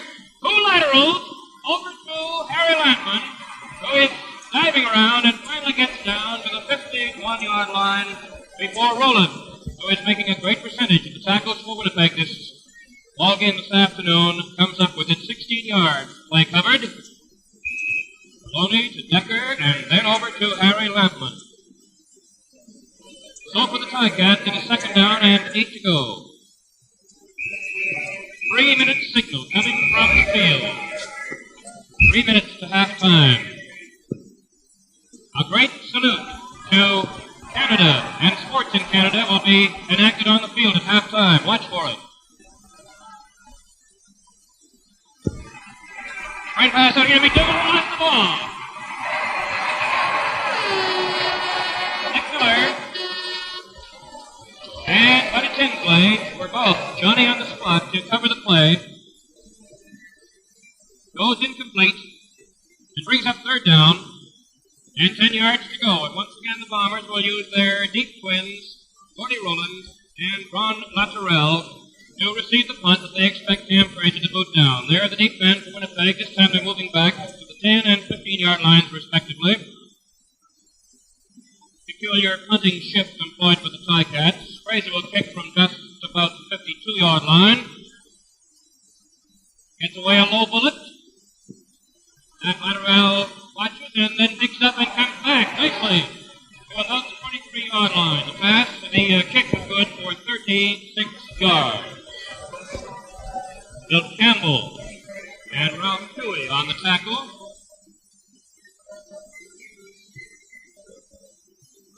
Clock shows 2:24 to halftime.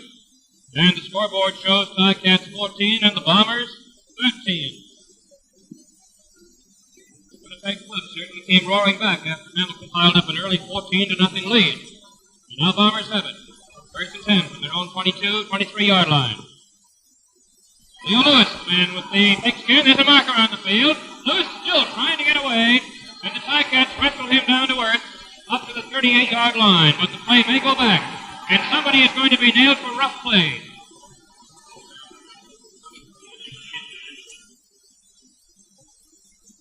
There was a marker back at the original line of scrimmage, and there also was an indication of a possible infraction up where finally Lewis was nailed in the 38-yard line. First signal coming up was a holding signal back at the original line of scrimmage.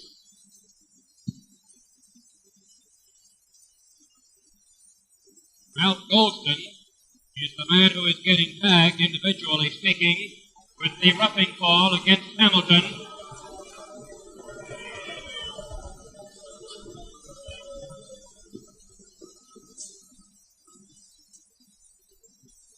And from all appearances, it would seem that Mr. Golston is leaving the premises. That is the signal given by referee Harry Bowden, the arm outstretched and the chopping motion down on the wrist, which is a new signal in Canadian football this year, and it's known in the book as disqualification, which is a pretty tough break insofar as Hamilton and the Ticats supporters are concerned, because Golston has been one of the top performers for their ball club, certainly throughout this 1958 season. Bobby Dawson comes in to replace Ralph Golston. Dawson is the Windsor product in his 6th year with the club. Golston playing his 3rd year with Hamilton.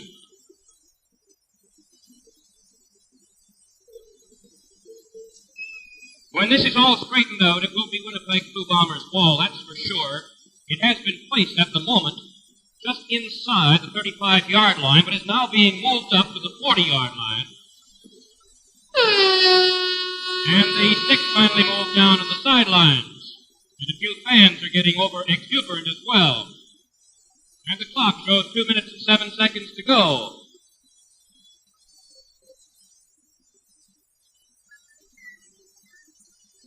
And as an additional comment from Ted Reynolds, it is not raining in Vancouver.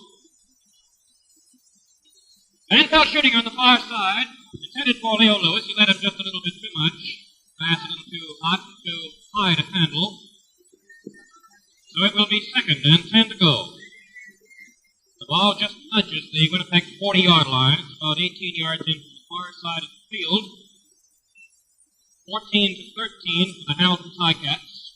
A minute, 49 seconds showing time left to play in the first half. Lewis has a very wide flanker on this side. And Pelt's going to run it. And he is tipped up from behind by John Farrow of the Ticats, number 61 right there. The Bombers will have 3rd down facing them and roughly 3 yards to go. All on Winnipeg's 46.5-yard line. Charlie Shepard gets use of one of the officials' towels. He'll do the booting for Winnipeg. Doing a 44-yard average during the regular season.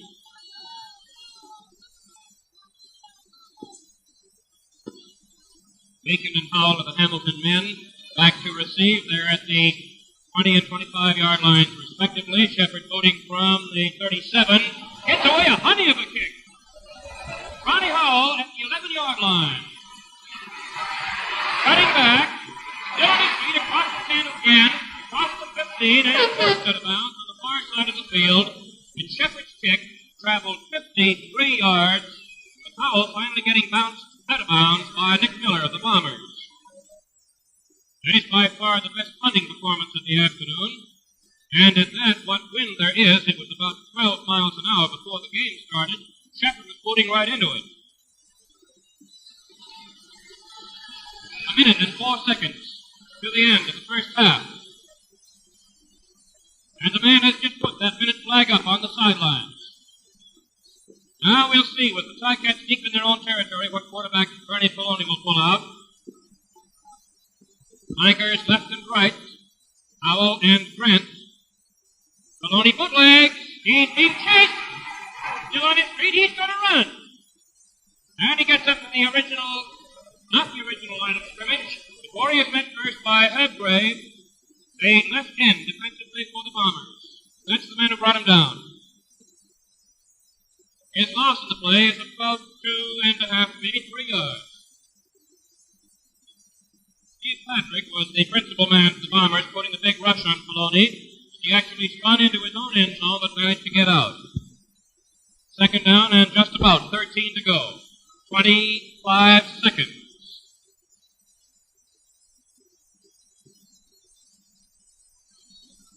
Grant flanks on this side. Howell, a short flanker, a yard from the far sidelines. Filoni will try again. He's looking for Howell, throwing very deep. And he is bounced around in there, and the man who put the kibosh on it for the Ticats was Winnipeg's Nick Miller. They were double-teaming Ronnie Howell, who tore down the right sidelines. Norm Rawhouse was the other man to break it up. So it's 3rd and 13. Halftime entertainment starts to form in various sections of the stadium. Certainly hope you'll be with us during halftime.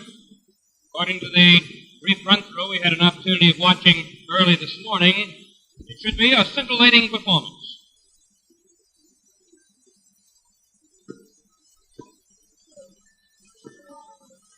Fraser is standing about a yard out from his goal line. Flag has gone down. It's blocked. It's in the end zone. Norm Rawhouse.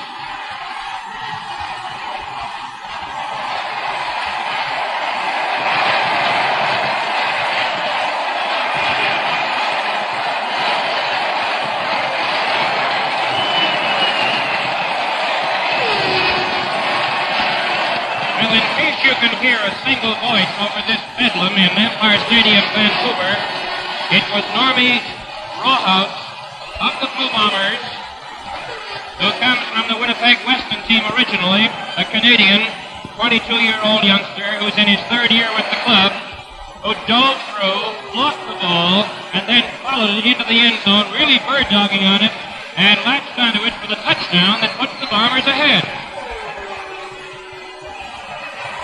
Van Pelt will try the conversion. Blaine will hold. Man, what a finish to this first half. It is good! And the gun sounds at the end of that last play, and our scoreboard shows you the Winnipeg Blue Bombers 20, the Hamilton Ticats 14, and this is your coast-to-coast Grey Cup football telecast. And now with the second half of what's turned into a real thriller about to get underway, here's Bob Moyer back again with some of the statistics on the first half. Bob, did you get your breath back? We sure did, Ted. Thanks very much. We have some of the unofficial statistics as compiled by Doug Maxwell, our statistician here at the CBC booth. And the Hamilton Tiger Cats get as sure as they come on the field. The statistics that we have in the first downs department, the Winnipeg Blue Bombers picked up 15 first downs in the first half as compared to 11 by Hamilton. The fans here at Empire Stadium certainly letting the Blue Bombers know what they feel of, think of them. Back to the statistics in the rushing department. For Winnipeg, it was 91 yards. For Hamilton, 82. Winnipeg attempted 12 passes. They completed 7 for 115 yards. The Hamilton Tiger Cats attempted 12 passes, completed 6 for 93 yards. There was only one fumble in the first half, and that resulted in a touchdown for Hamilton, Ralph Goldston getting the touchdown. The score at the present time, the Winnipeg Blue Bombers 20, the Hamilton Tiger Cats 14, as we get ready to start the second half of this, the 1958 edition of the Grey Cup game.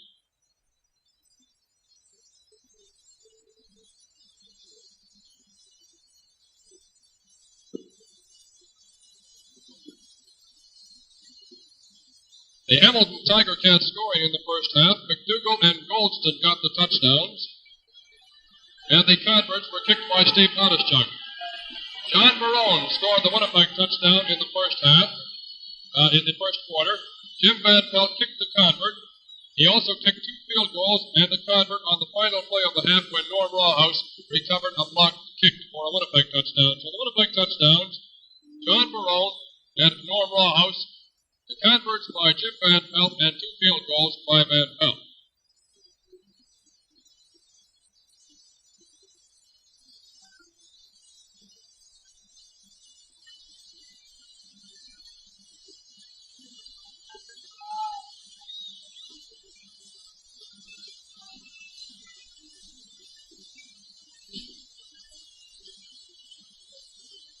The Winnipeg Blue Bombers will kick off to the Hamilton Tiger Cats to start the second half. Jim Van Pelt will be doing the kicking. The kick is shallow. It goes to Grant on the 18-yard line. Grant is across the 30, and he's up to the 34-yard line. Walt Malicki pulls him down. Malicki, number 47 for Winnipeg. Helped in there by Ron Beatmore. So it's first down for the Hamilton Tiger Cats. After that 47-yard kickoff and 17-yard return, on their own 35-yard line, Hamilton trails the Winnipeg Blue Bombers 20-14. The Tiger Cats in a wide spread. He pitches to McDougall. He's across the 35-yard line and up to the 40-yard line. Gordy Rowland pulls McDougall down. It's a gain of 5 on the play. It'll be 2nd and 5. Hamilton from the 40.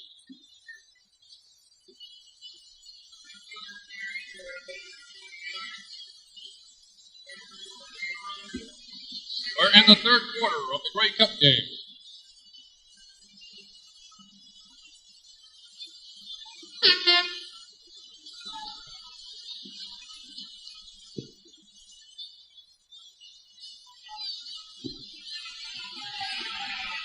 Pitch out is to Jerry McDougall, and it's incomplete. Buddy Tinsley in there to put the rush on Bernie Poloni, the Hamilton Tiger Cats quarterback. So now it's 3rd and 5 for the Tiger Cats on their own 40-yard line.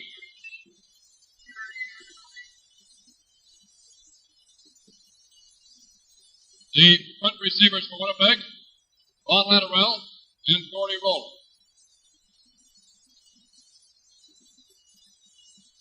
Cam Fraser Bernie Poloni is doing the punting for the Tiger Cats. Poloni standing on the 28-yard line. Latterell picks it off on the 32, and he is down on the 35-yard line. Ralph Toohey in there to make the tackle. It'll be 1st and 10, Winnipeg on the 36-yard line. Winnipeg leading the Hamilton Tiger Cats 20-14. A 39-yard punt, no return, a very little return there. Punt by Bernie Poloni. That's not a very frequent happening for the Hamilton Tiger Cats. Poloni punting in place of Cam Fraser.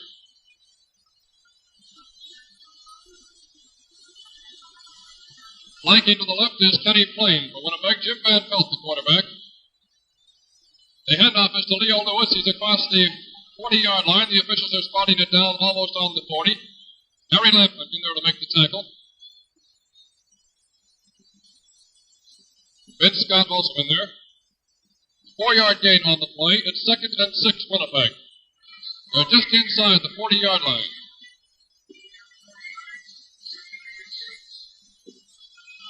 "13 minutes remain in the third quarter here at Empire Stadium. The handoff is to Barone. Barone across the 45 up to the 50-yard line. Milt Campbell comes up from the safety position for Hamilton to make the tackle. Campbell, number 84. Harry Lampman also in there. It's a first down for the Blue Bombers. John Barone picking up the first down, and Winnipeg is now on their own 50-yard line.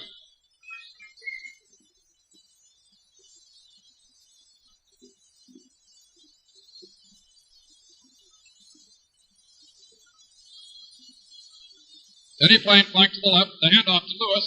Lewis across midfield. There's a fumble on the play, and the Hamilton Tiger Cats recover. Paul Decker.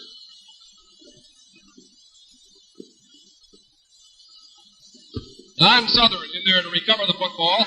The Hamilton Tiger Cats take over on their own 50-yard line. Hamilton 14, Winnipeg 20. We're in the third quarter.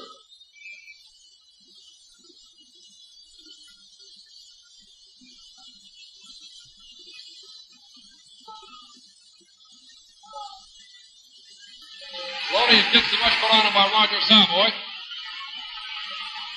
And he is caught by John Barone, the left corner linebacker for Winnipeg, as he crosses the line of scrimmage and he gets up to midfield. Bernie Maloney hanging on to the football. A 4-yard gain on the play. It'll be 2nd and 6 for the Hamilton Tiger Cats at almost midfield.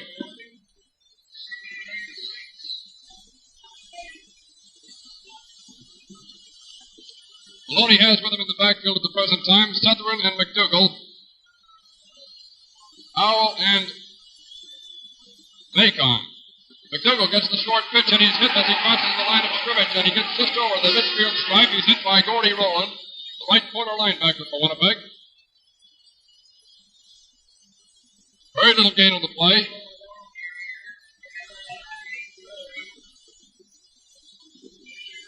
One-yard gain. It's now 3rd down and 5 for the Hamilton Tiger Cats just over midfield. The punt receivers on the left, Gordy Rowland. On the right, Ron Latterell.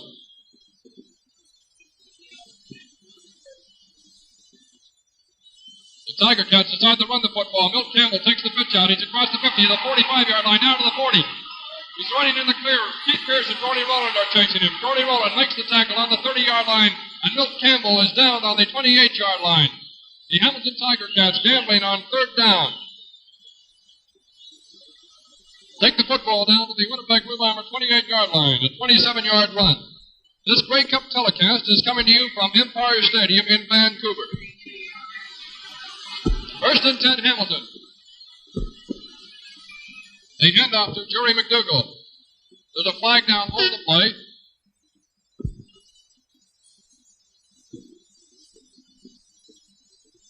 Jerry McDougall carrying up to almost the 25-yard line, but we'll see what the officials call here. The penalty is against the Winnipeg Blue Bombers. Referee Harry Bowden steps back to the 12-yard line.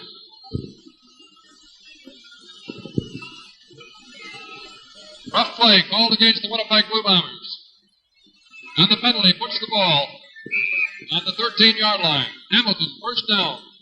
10 minutes, 35 seconds remain in the third quarter. Winnipeg leads 20-14.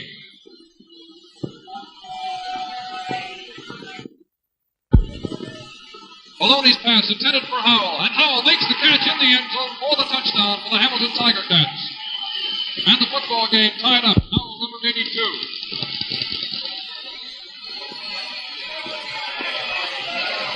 Hamilton 20, Winnipeg 20. 10 minutes, 19 seconds remain in the third quarter. The Tiger Cats going 60 yards in 5 plays. The key play being the 27-yard run on 3rd down by Milt Campbell.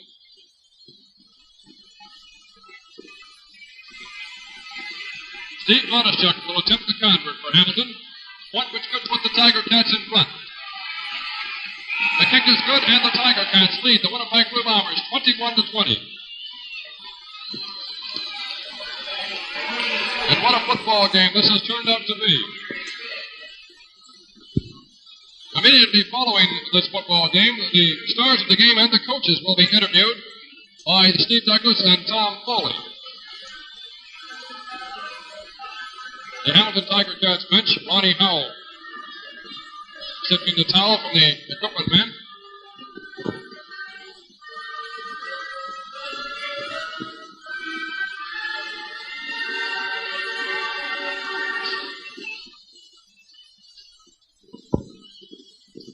The kickoff return men for Winnipeg, Kenny Plain, Leo Lewis, and Gordy Rowland.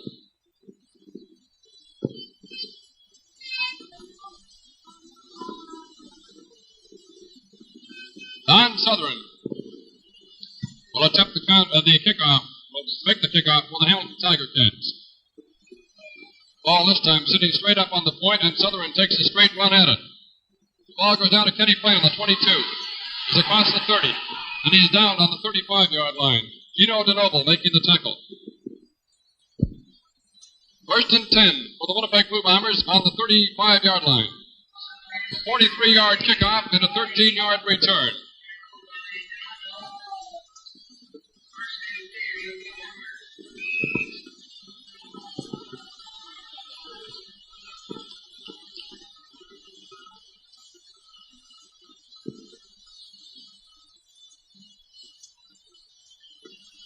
Kenny Plain flanked to the right, Leo Lewis to the left. The handoff to Charlie Shepard. Shepard across the 35 up to the 38-yard line. Hit on the play by Dave Szymanski.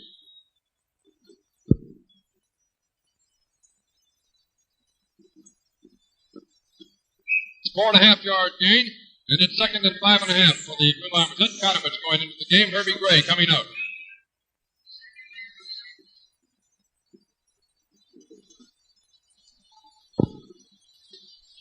Plain flanked wide to the right. Leo Lewis gets the handoff. He's across the 55, up to the 52-yard line. There's a flag down on the field. Illegal interference is the call. And the Winnipeg Blue Bombers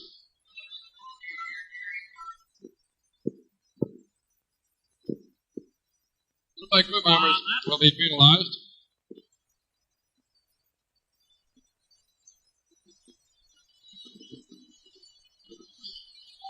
Ball going back to the 30-yard line. Where it is now 2nd and 15 for Winnipeg.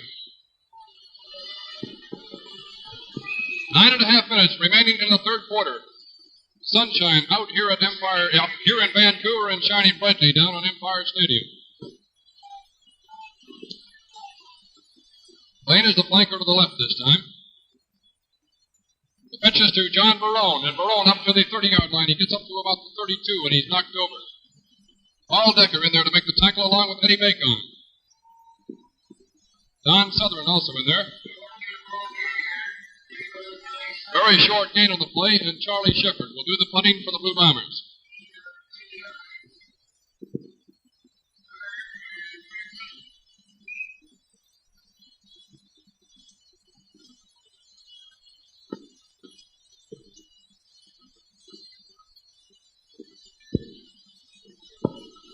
Shepard kick goes down to Eddie Macon on the 40-yard line. Macon up to the 45. There's a fumble on the play, and the ball is recovered by the Hamilton Tiger Cats, Tony Cursillo.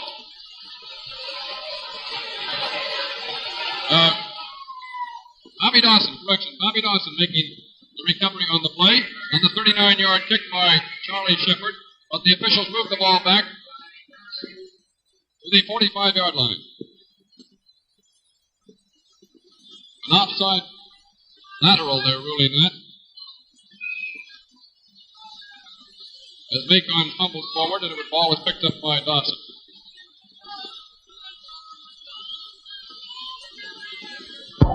First and 10, Hamilton.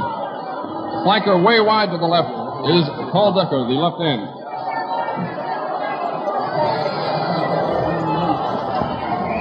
Bill Campbell gets the football and goes across the 45 to the 48-yard line, an 3-yard gain on the play as the Winnipeg Blue Bombers went into that play with only 11 men on their defensive team.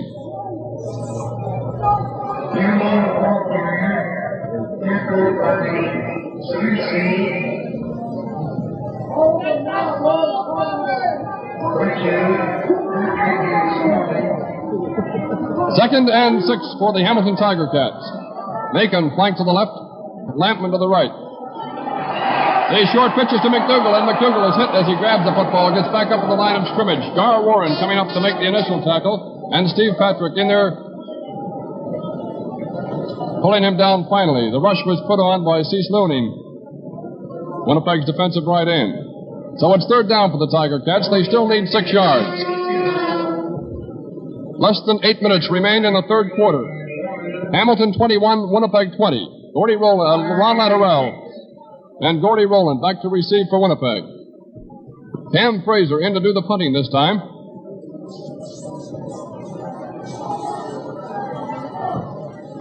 It's a beautiful kick, and it backs Latterell right up. The ball bounces on the 5-yard line into the end zone. Goes Latterell, and he's out to the goal line, up to the 5, and he is finally dropped on the 7-yard line. Ralph Toohey, the first tackler in there. A 67-yard punt by Cam Fraser. This is your coast-to-coast Grey Cup football telecast. Winnipeg takes over on their own 7-yard line. Jim Van Pelt, the Blue Bomber quarterback, asks for a new football. Winnipeg's offensive backfield. Jim Van Pelt is the quarterback. Kenny Plain and Leo Lewis are the halfbacks. John Barone and Charlie Shepard are the fullbacks. The handoff is to Lewis. Lewis is across the 10 and up to the 13-yard line. Vince Scott coming in to make the tackle.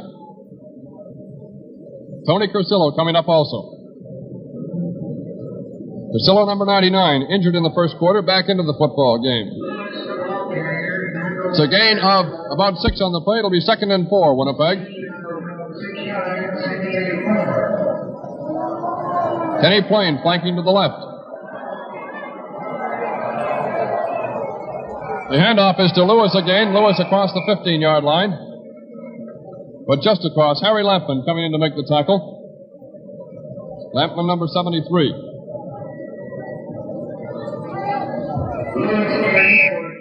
Leo Lewis just short of a first down. The Blue Bombers are 3rd and just a little more than 1.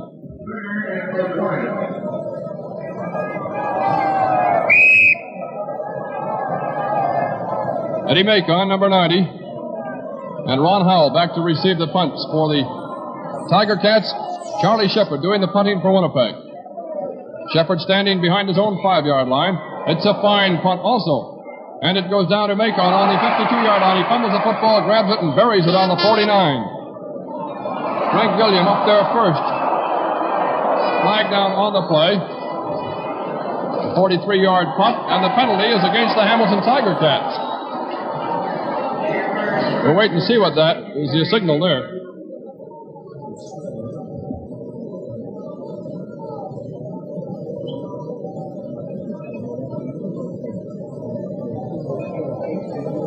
The officials signaled one way the first time, and they signaled another way the second time. But referee Harry Bowden is marching down to the Hamilton Tiger Cats' 33-yard line. Rough play being called against the Hamilton Tiger Cats.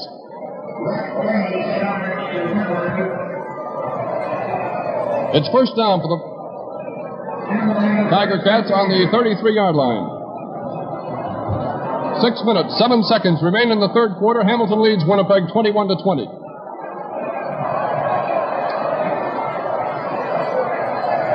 The two ends flanked wide.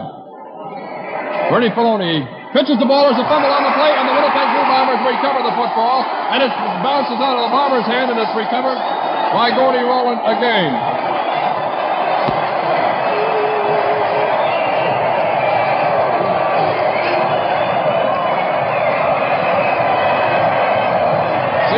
Was the man who came in there tough on Bernie Filoni and Jerry McDougall, and the ball recovered by Gordy Rowland. The Winnipeg Blue Bombers take over on the Hamilton 23-yard line.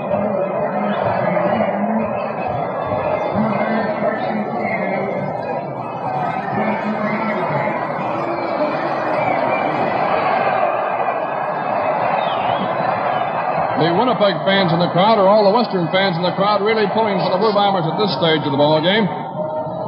Jim Van Pelt signals Leo Lewis to get it flanking wider to the left. The rush is put on. The pass is to Kenny Plain, and it's incomplete. Plain well covered on the play. Harry Lampman over there, along with Don Southern.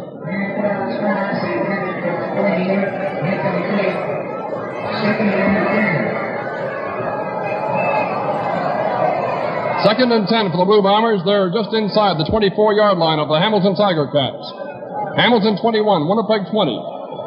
5 minutes, 15 seconds remain in the third quarter. Lewis flanked to the left again. Kenny Plain gets the football.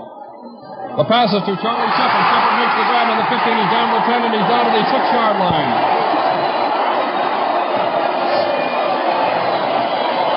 Charlie Shepard, number 91.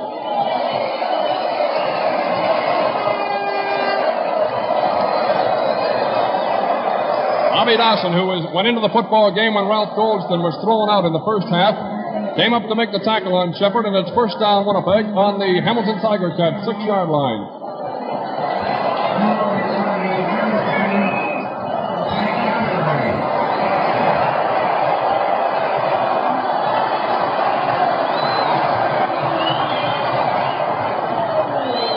The handoff is to Lewis, and he's up to the 5-yard line, and he's met by the Hamilton line, led by John Barrow. Paul Decker also in on the tackle.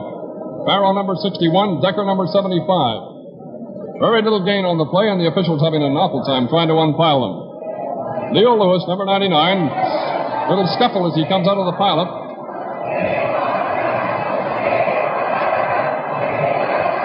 Number 99 is Tony Cursillo. And big 64 is Dave Saminsky. 240-pounder for the Tiger Cats. Herb Gray has gone in at offensive guard for Winnipeg. Ed Kotowich comes out at second down, 5 yards to the goal line for Winnipeg.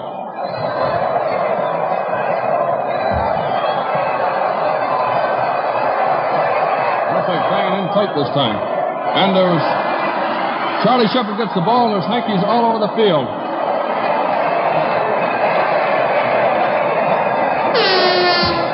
The Hamilton Tiger Cats being called for offside as the Hamilton linemen jump the gun.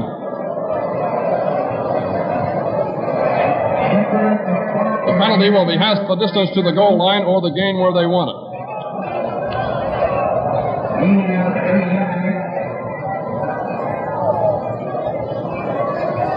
Jim Van Pelt, the Blue Bomber quarterback, talking it over, along with Steve Honestchuck of Hamilton, number 81, and referee Harry Bowden.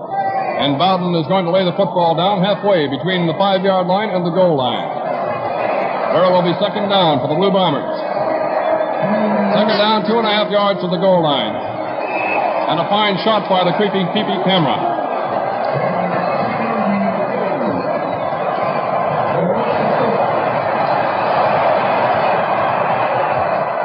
The handoff is to Charlie Shepard, and he slips and he goes over for the touchdown.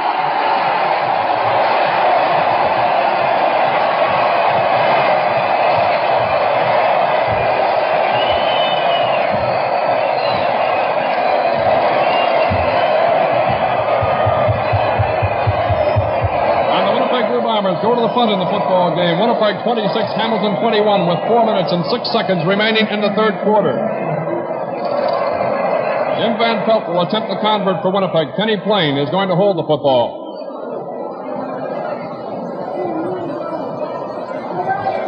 The kick is good, and the Winnipeg Blue Bombers lead 27-21. This Grey Cup telecast is coming to you from Empire Stadium in Vancouver. Winnipeg Blue Bombers marching the ball 24 yards in 5 plays go to the front in the third quarter here at Empire Stadium. And now Jim Van Pelt will attempt the kickoff once again.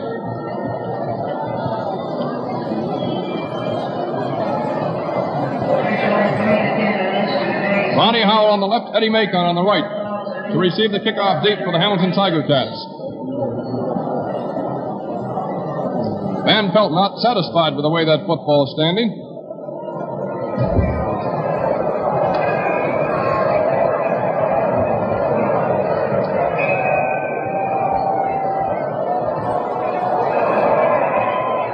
The kickoff goes out to Macon on the 21-yard line. He is across the 35 and up to about the 38. Walt Bulicki coming in to make the tackle again. The paid attendance here at Empire Stadium in Vancouver, 34,226, far short of 1955 when more than 39,000 people came to watch the first football game, the first Grey Cup game, to be played in Western Canada.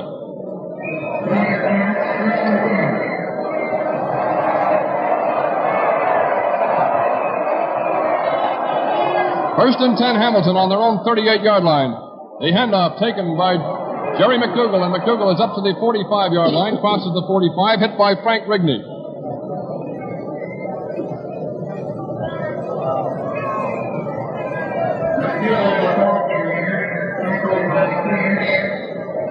It's a 7-yard gain on the play. 2nd and 3 for Hamilton.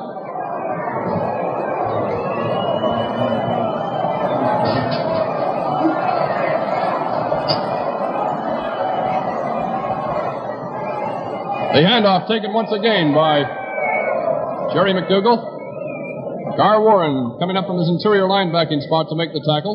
Warren, number 44. It's 3rd down for the Tiger Cats, and there'll be a measurement. At least it's 2nd down over, and there'll be a measurement.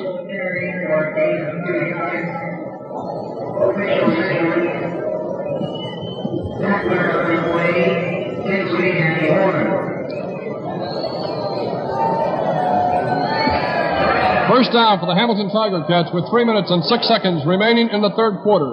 Winnipeg 27, Hamilton 21. One of the all-time great Grey Cup football classics.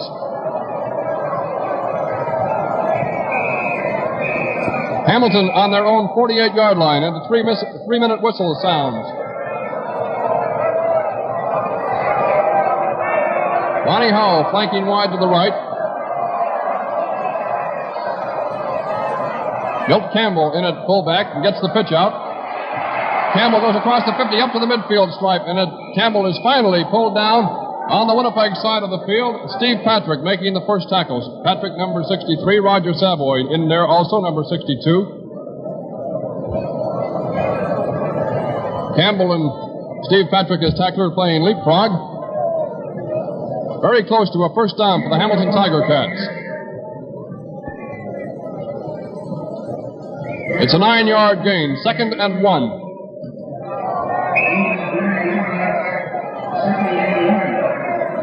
Denny Plain in at defensive halfback for Winnipeg now.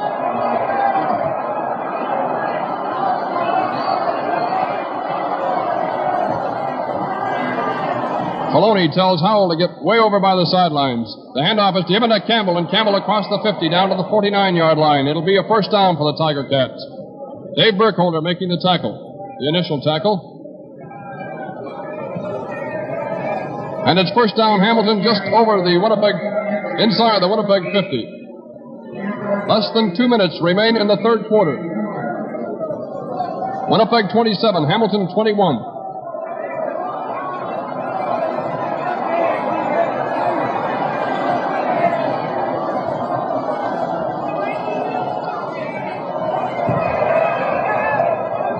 Maloney's pass to Decker, and Decker makes the grab on the 40-yard line. He's down to the 35, down to the 34-yard line. Pulled over by Gordy Rowland, Winnipeg's right corner linebacker, and it's another first down for the Hamilton Tiger Cats.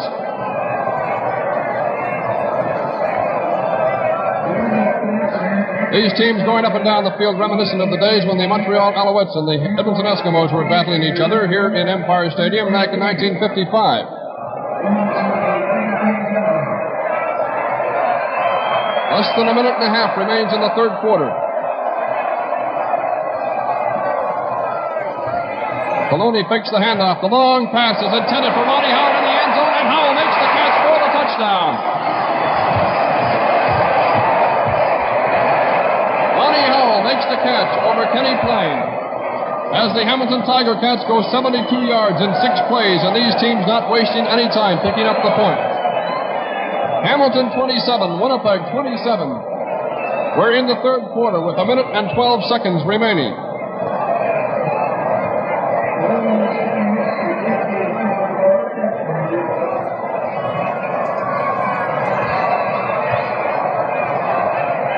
Steve Onishchuk will attempt the convert for Hamilton. Bernie Maloney, who is 4 for 5 in the second half with 2 touchdown passes to his credit.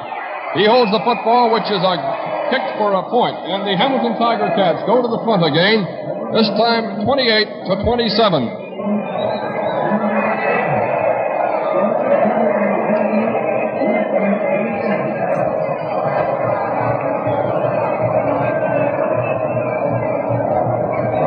Ralph Sazio and Jim Trimble at the Hamilton bench. Sazio with the glasses. Trimble sends Cam Fraser onto the field.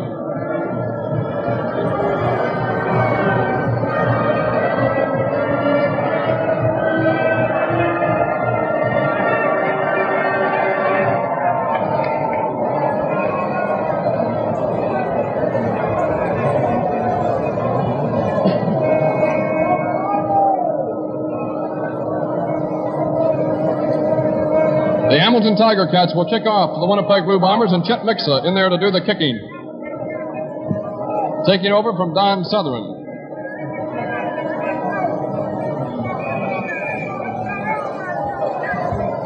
Mixa's kick is a high, short one. Goes down to Kenny Plain on the 22-yard line. Plain across the 25, up to the 30. He's free at the 35, and he is finally pulled down by Tony Cursillo on the 41-yard line. The officials spot the ball on the 42. 43-yard kickoff by Chet Mixa. A 20-yard return by Kenny Plain. It'll be first down, Winnipeg, on their own 42-yard line. They now trail by 1 point.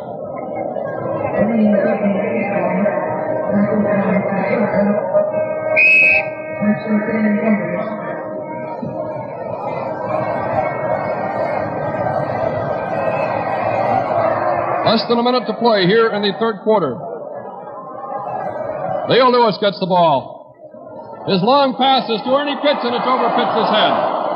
Ernie Pitts in there behind the Hamilton defenders, Steve Onischuk and Bobby Dawson, and Leo Lewis overthrew him.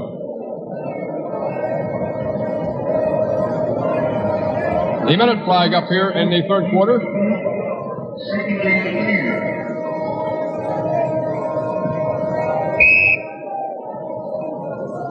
It'll be 2nd and 10 for the Blue Bombers from their own 42-yard line.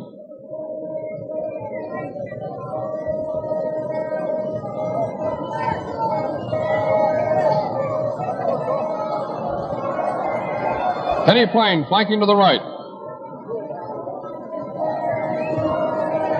And Van Pelt looks for his receivers, decides to run the ball. He's down across the midfield stripe, and he's finally run into touch. The officials mark it on the 53-yard line. Steve Onischuk in there to knock Jim Van Pelt into touch. First down for the Blue Bombers. Just a few seconds remaining in the third quarter. Hamilton 28, Winnipeg 27.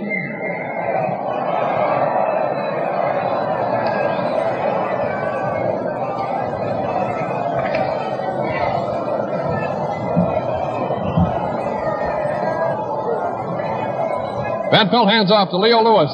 Lewis across the 50. He's down to the 46-yard line, finally pulled over by a mass of Tiger Cats. And there goes the gun to sound the end of the third quarter. This is your coast-to-coast Grey Cup football telecast.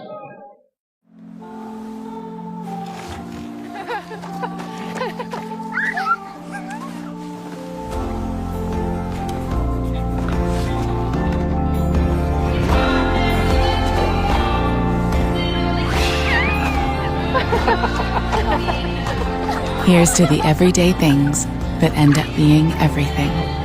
Here's to all things simple, with casual clothing and footwear from Marks.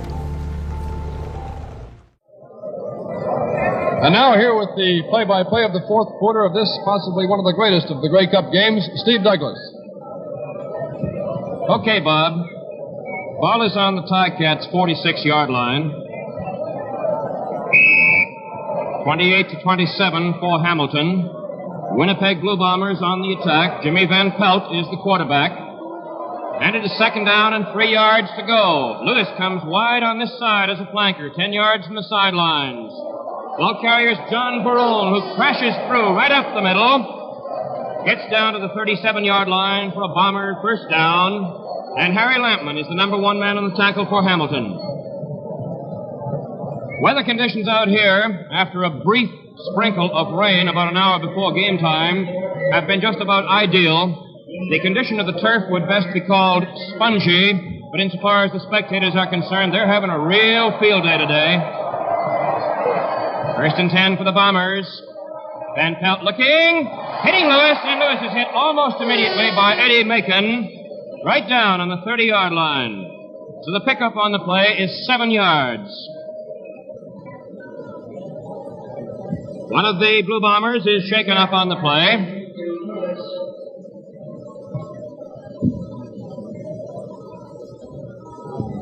It is Ed Kotowich, racked up just briefly, getting some attention from the Winnipeg Trainers Department out on the field. Incidentally, with the ball game at 28-27 here in the early minutes of the fourth quarter, there is always the possibility that comes into somebody's mind, what happens if there's a tie at the end of regulation play? Well, should that happen, the teams will not leave the field. They will play 2 10-minute quarters or periods, if you prefer to call them that. And then if no decision has been reached at the end of these 2 periods, at which time they'll change ends, they'll go off the field for a rest and try it again. Piper has replaced Kotowich in the Blue Bomber lineup. Ball carrier is Barone again, and there is a marker down on the field for an offside call against the Hamilton Tiger Cats. Benny Scott led the defensive thrust. Old Golden Dome, number 53, had John Barrow right alongside him, and also a fellow who's doing a fine job backing up the line for Hamilton today in the person of Harry Lampman.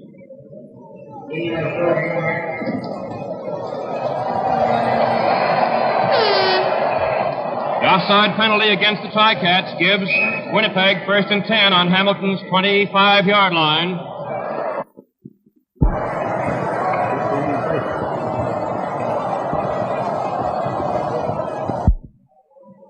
Van Pelt rolling towards the far sideline, shoots an end run, almost intercepted, but completed. To Kenny Plain, who may or may not be over in that far corner. No signal from the officials. He stopped about a yard from the goal line.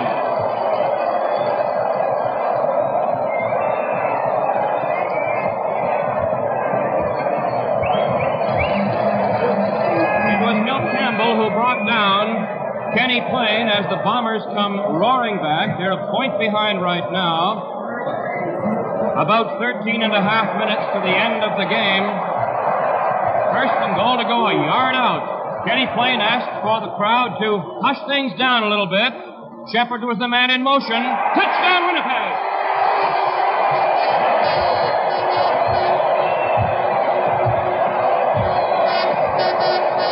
Quarterback Jimmy Van Pelt goes over on a sneak. 1 yard for the Winnipeg TD. It puts the Bombers in front now by 33-28. And Mr. Van Pelt, who has been doing a pretty fair country job of running this Bomber offense this afternoon, will be the man who tries to add another point. And Kenny Plain will hold it for him. He'll place it down about the 17-yard line. And it's good.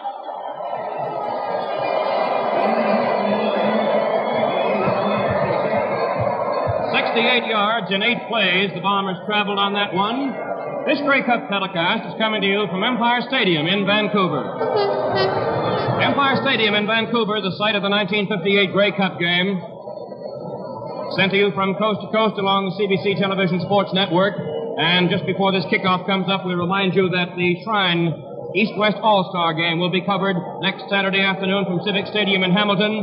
You football fans anywhere in that immediate vicinity, get out and see the ball game and give those very deserving youngsters the financial support that they really need.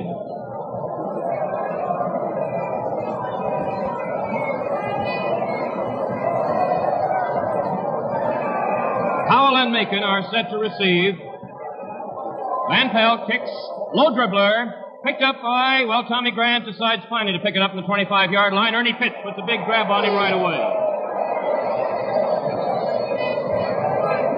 Checking back on Van Pelt's performance this afternoon, we total 22 points for him on 2 touchdowns, 2 field goals, and 4 conversions. 22 points for Winnipeg quarterback Jimmy Van Pelt. That was a 2-yard kickoff return. by Tommy Grant from the 25 to the 27 on the 40-yard kickoff by that same Mr. Van Pelt. Ticats trailing by 28 to 34. Maloney at quarterback.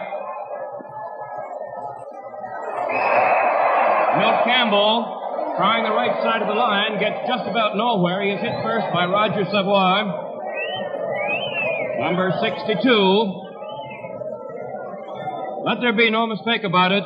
There is an awful lot of hard, rough, rock'em, sock'em football going out on this Empire Stadium field this afternoon. Herb Gray is the boy temporarily incapacitated insofar as the Bombers are concerned.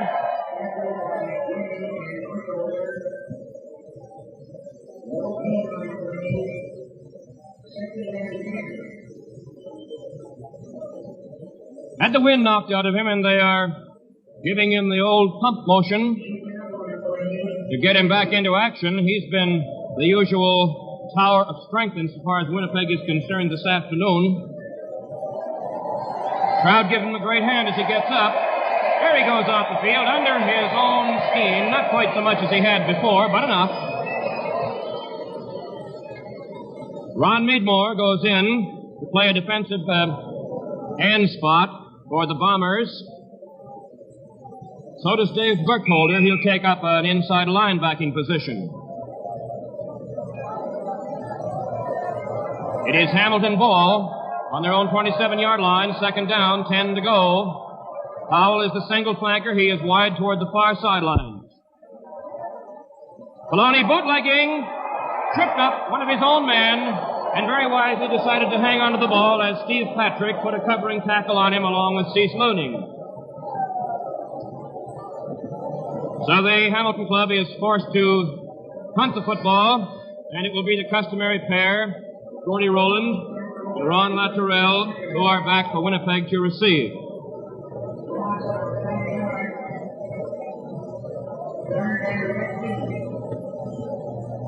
Cam Fraser, who usually does all the Ticat booting, is in this time. Bernie Filoni hoisted one for them in the third quarter. Winnipeg receivers are at the 42 and 45-yard line. Fraser standing on his own 10. He gets the ball away very rapidly, and a nice one. Taken by Rowland at the 44. Two tacklers sliding by him, Ralph Toohey and Chet Mixa, and he is down on the 50-yard line by Zeno Karts. And the kick by Fraser was good for 44 yards from the line of scrimmage. Speaking of the tremendous weather here this afternoon, that temperature pre-game of 47 degrees is the highest reading that a Grey Cup game has been played under since way back in 1941. And if you'd like a coincidence, the Winnipeg Blue Bombers won a Grey Cup in that year. John Barone carries, tries the left side, trying to cut back in, and 3 or 4 Ticat tacklers are there for him, led by Tony Casillo and Milt Campbell. That's Cursillo, number 99, who calls defensive signals for the Hamilton club. 11 minutes to the end of the ball game. Incidentally, there will be many fine personalities in the business world and the sports world, particularly football, of course, being interviewed shortly after this ball game is over. So stay right with us. Van Pelt bootleg. Shoots in the head round, or any pitch at the 50-yard line. Pitch gets away from the first, the second man, and tries to do a clothesline job down. It's no touchdown. No touchdown. 2 officials caught him stepping out of bounds on the 31-yard line, but a chorus of boos greets the men in the striped shirts, who, let's say right now, have done a whale of a job today under mighty tough circumstances. They have had their hands full all afternoon. This is one of the roughest, toughest games in Grey Cup history.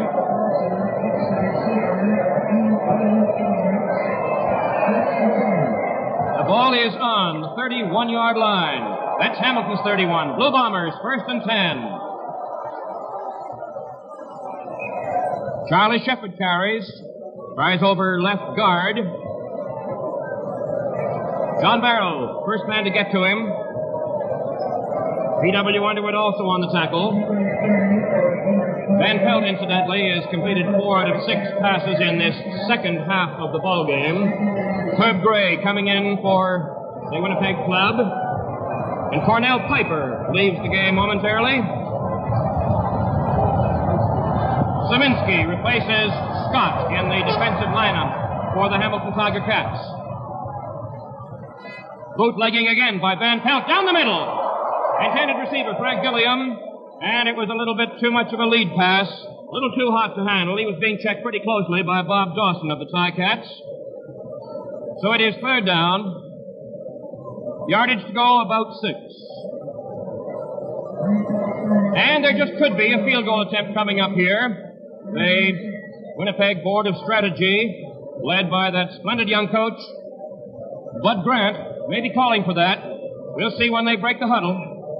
They lead 34-28. Charlie Shepard has moved back to his 40-yard line, and Howell and Macon go into the end zone.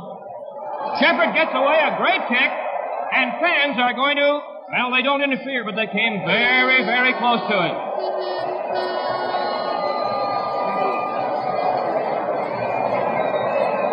A scene like that recalls the Grey Cup game here in 55, when they were unable to try a convert at the end of the ball game because of fan interference. 9 minutes, 38 seconds, says the clock here. 35-28, the scoreboard. And the big 35 belongs to the Winnipeg Blue Bombers. If you're wondering about recent Grey Cup games that produced large scores, 56 was the most productive insofar as 2 teams were concerned when Edmonton beat Montreal 50-27. A total of 77 points for both clubs.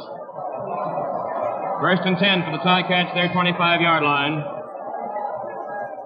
Wide pitch out is to Campbell. He's nailed. A beautiful shoestring tackle laid in there by Herb Gray, who plays left end defensively for the Bombers, number 53.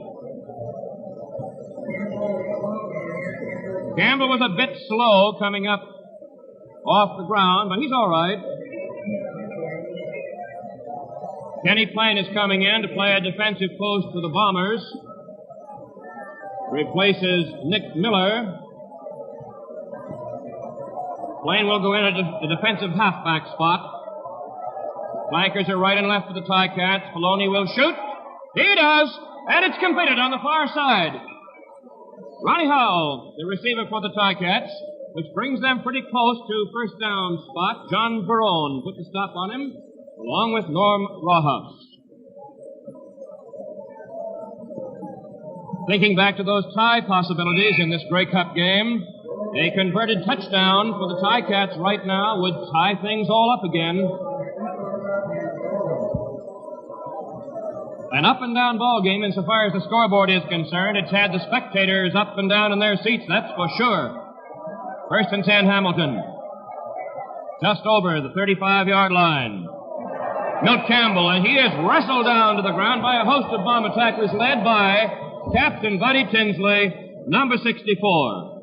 The big guy who plays right tackle both ways. Steve Patrick is number 63 there. Number 73 is Cease Looning for the Bombers. 44th, Garland Warren. 79, Keith Pierce.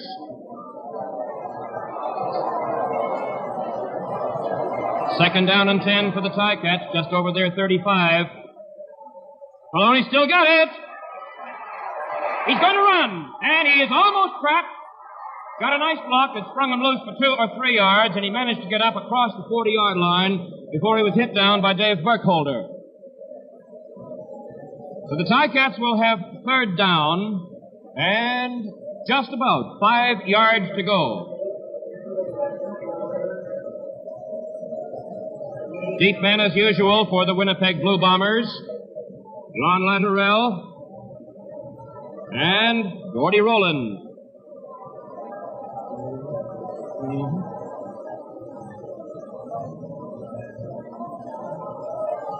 Fraser is back inside his 30-yard line. The receivers are down around the 25 and 35. Luttrell lets it bounce, picks it up finally on the 26-yard line, and is hit down almost immediately on the far side of the field. First man to get to him was Jimmy Hughes, and little Billy Graham was in there, Johnny on the spot as well. The kick was good for 44 yards from the line of scrimmage, and this is your coast-to-coast Grey Cup football telecast. Set to go with the Bombers in possession, 1st and 10 on the 27-yard line. Defensive ends are Gilliam on the left side and Fitz on the right side. Van Pelt, the quarterback, hands off to Charlie Shepard, and the hole opens up beautifully for Shepard. He is up for a first down almost to the 40-yard line, and Tony Casillo gets him there. It is good for a first down. Perhaps an inch inside the Bombers' 40-yard line. 6 minutes, 30 seconds on the clock. That is not official, remember, but it's very, very close to it. And Winnipeg leads Hamilton 35-28. Kenny Plain is a very wide flanker on this side. Shepard carries. Cuts back and is met by 2 or 3 Ticat tacklers who came up very rapidly to get him. Number 1 man, Vinnie Scott in there, and P.W. Underwood. And number 64 is Dave Szyminski. 62 there is Mosca. Number 90, Eddie Macon. Crisillo calls the defensive signals for Hamilton.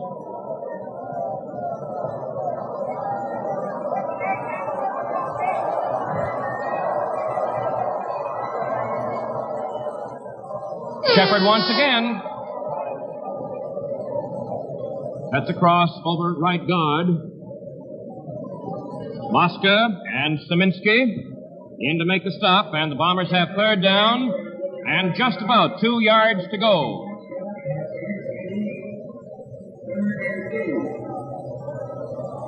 Members of the kicking team go in for the Winnipeg club. Howell and Macon are moving back for Hamilton. There they are, Howell to the left.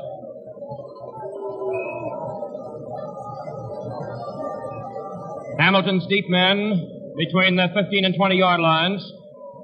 Winnipeg has about 1.5 yards actually to go for third down. Shepard goes back. He's standing on his own 35-yard line. Gets away a wobbler that Macon comes up, takes in the dead run, fumbles, and falls on. And is held down over there by Ron Luttrell just to make sure. 31 yards, that kick by Charlie Shepard of the Bombers. And the Hamilton club comes up, 1st and 10 on the Ticat 26-yard line. Incidentally, Bob Moyer asked me to remind all Winnipeg fans that there's a big wingding set for Winnipeg Arena on the club's return. And he says that all you Winnipeggers know exactly when it is, where it is. And that's win, lose, or draw, Bob, of course, naturally. 5 minutes officially to go now. Hamilton Ticats have won at the HAAA grounds Monday morning, somewhere around 9 o'clock. That's unofficial, but you can find out back there in the ambitious city. Pass is completed by Bernie Filoni. Ronnie Howell on the receiving end again. And the man to bring him down is Norm Rawhouse. First down for Hamilton.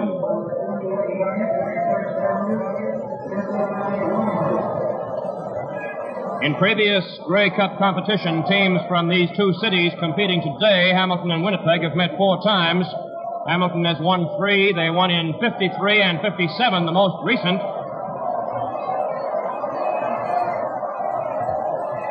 Maloney will try the air again. Looks down. He hit Macon, and Macon made a sensational grab of it with 2 Winnipeggers hanging on to him. Kenny Plain finally gets him, along with Gordy Rowland. And the Ticats have first down on Winnipeg's 42.5-yard line. Underwood comes in the game, and DeNoble goes out. That is in the Hamilton lineup.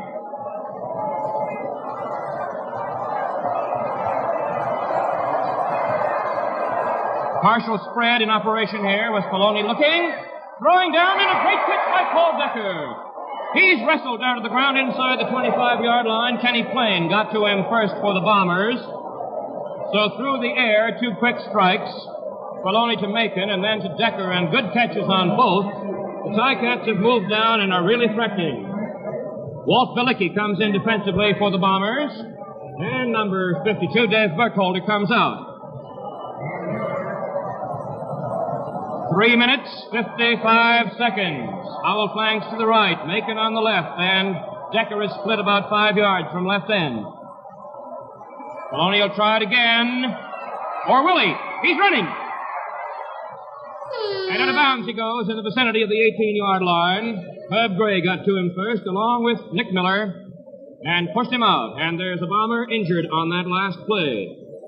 Incidentally, speaking about the rough, tough football that is being played here at Empire Stadium today in this great Grey Cup game, serves to remind of something in the opposite direction, that retarded children can be helped by supporting your local association. So please do so if you possibly can. Roger Savoy is the injured Blue Bomber. Frank Rigney going out on the field. This Grey Cup telecast is coming to you from Empire Stadium in Vancouver. Bernie Filoni, who has been pitching strikes lately to his receivers, has completed 8 out of 9 in this second half. And at long last, the perennial dog has made his appearance here inside the stadium. Filoni shoots down the middle. It's intercepted. Norm Rawhouse, who was a first-half hero when he blocked the Fraser punt and fell on it for a touchdown, makes the interception from his safety position for the Bombers. Well, how do you like that, eh? The clock shows 3 minutes, 21 seconds left to go.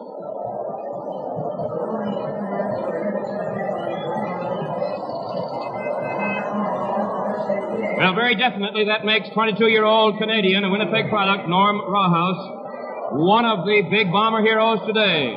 Let's see how the Bombers play it now. And off is to Leo Lewis. That's back inside left to right end. And is finally hit down in the vicinity of the 18-yard line. Tony Costello is one of the men on the stop, along with Milt Campbell.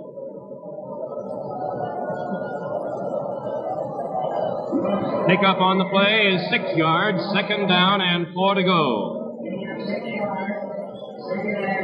There's the old pooch, and that's Vinnie Wirtz, the one in front. The famed Hamilton Ticat, non-professional cheerleader. From the field, the officials give the 3-minute signal.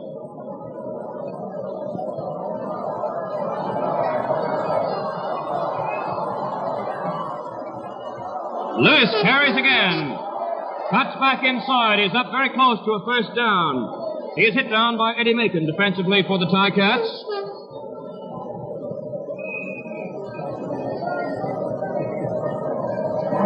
They're going to call for a measurement, and there's a good possibility the dog will help them out on this. Well, he's a friendly little perp. He's right in there.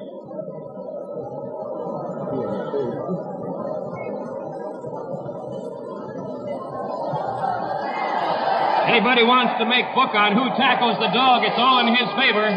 First down for the Winnipeg Blue Bombers.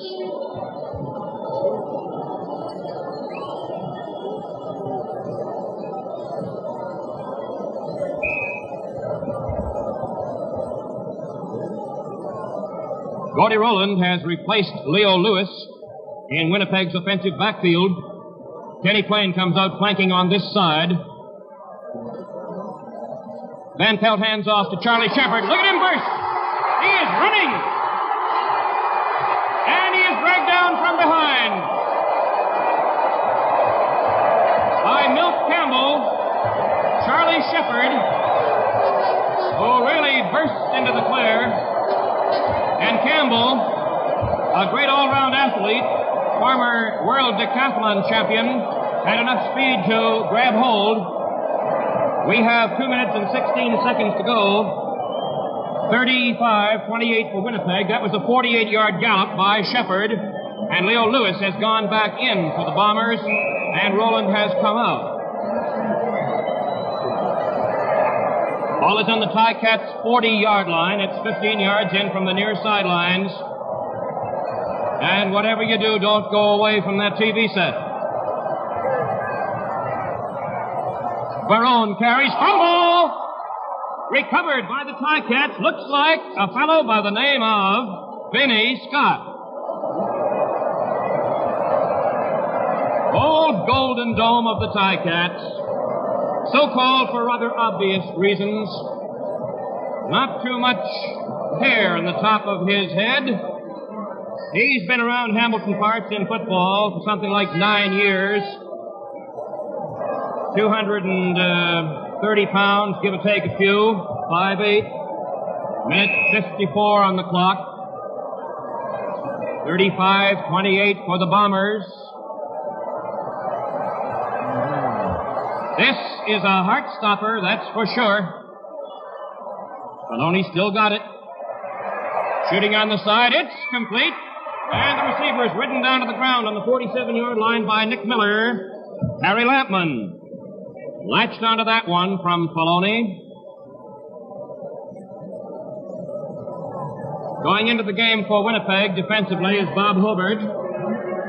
Coming out, Frank Rigney. A minute 24 left to go. Howell flanks to the right. Macon on this side.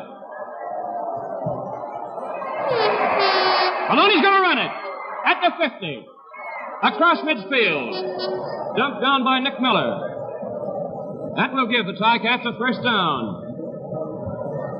The man with the minute flag is prepared to hold it high in just a few seconds. 35-28. Winnipeg over Hamilton. A few seconds, over a minute to go. Up goes the minute flag. And the stadium starts to pick up, and you'll hear one tremendous roar when this game is over. Maloney shoots down the middle, complete to Jerry McDougall. And he goes down on the 45-yard line, and Nick Miller once again, for the third time in the last 4 defensive efforts, makes the tackle. 44 seconds, says the clock.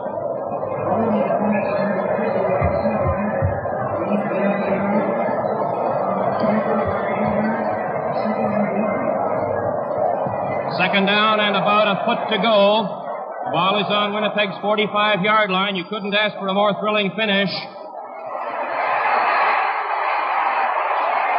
Maloney throws very long, and it may be intercepted. It is intercepted by Kenny Plain of the Bombers, who is Norrie Rawhouse. Comes up with it eventually, and there's a marker down on the field. And the clock shows 15 seconds to the end of the game.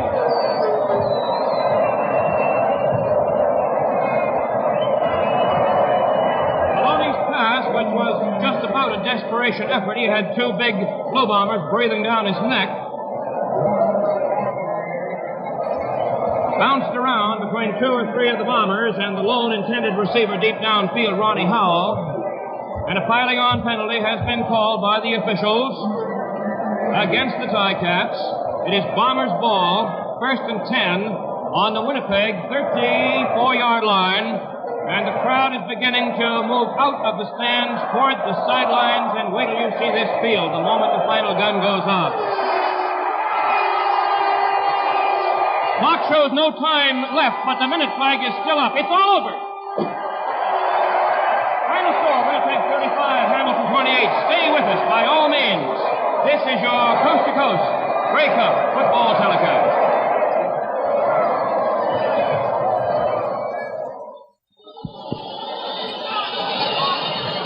This is Ted Reynolds back again at Empire Stadium while Steve Douglas is battling his way, and I'm sure that's what he's going to have to do down below, where we'll, in a very few moments, have interviews with the outstanding players from this game.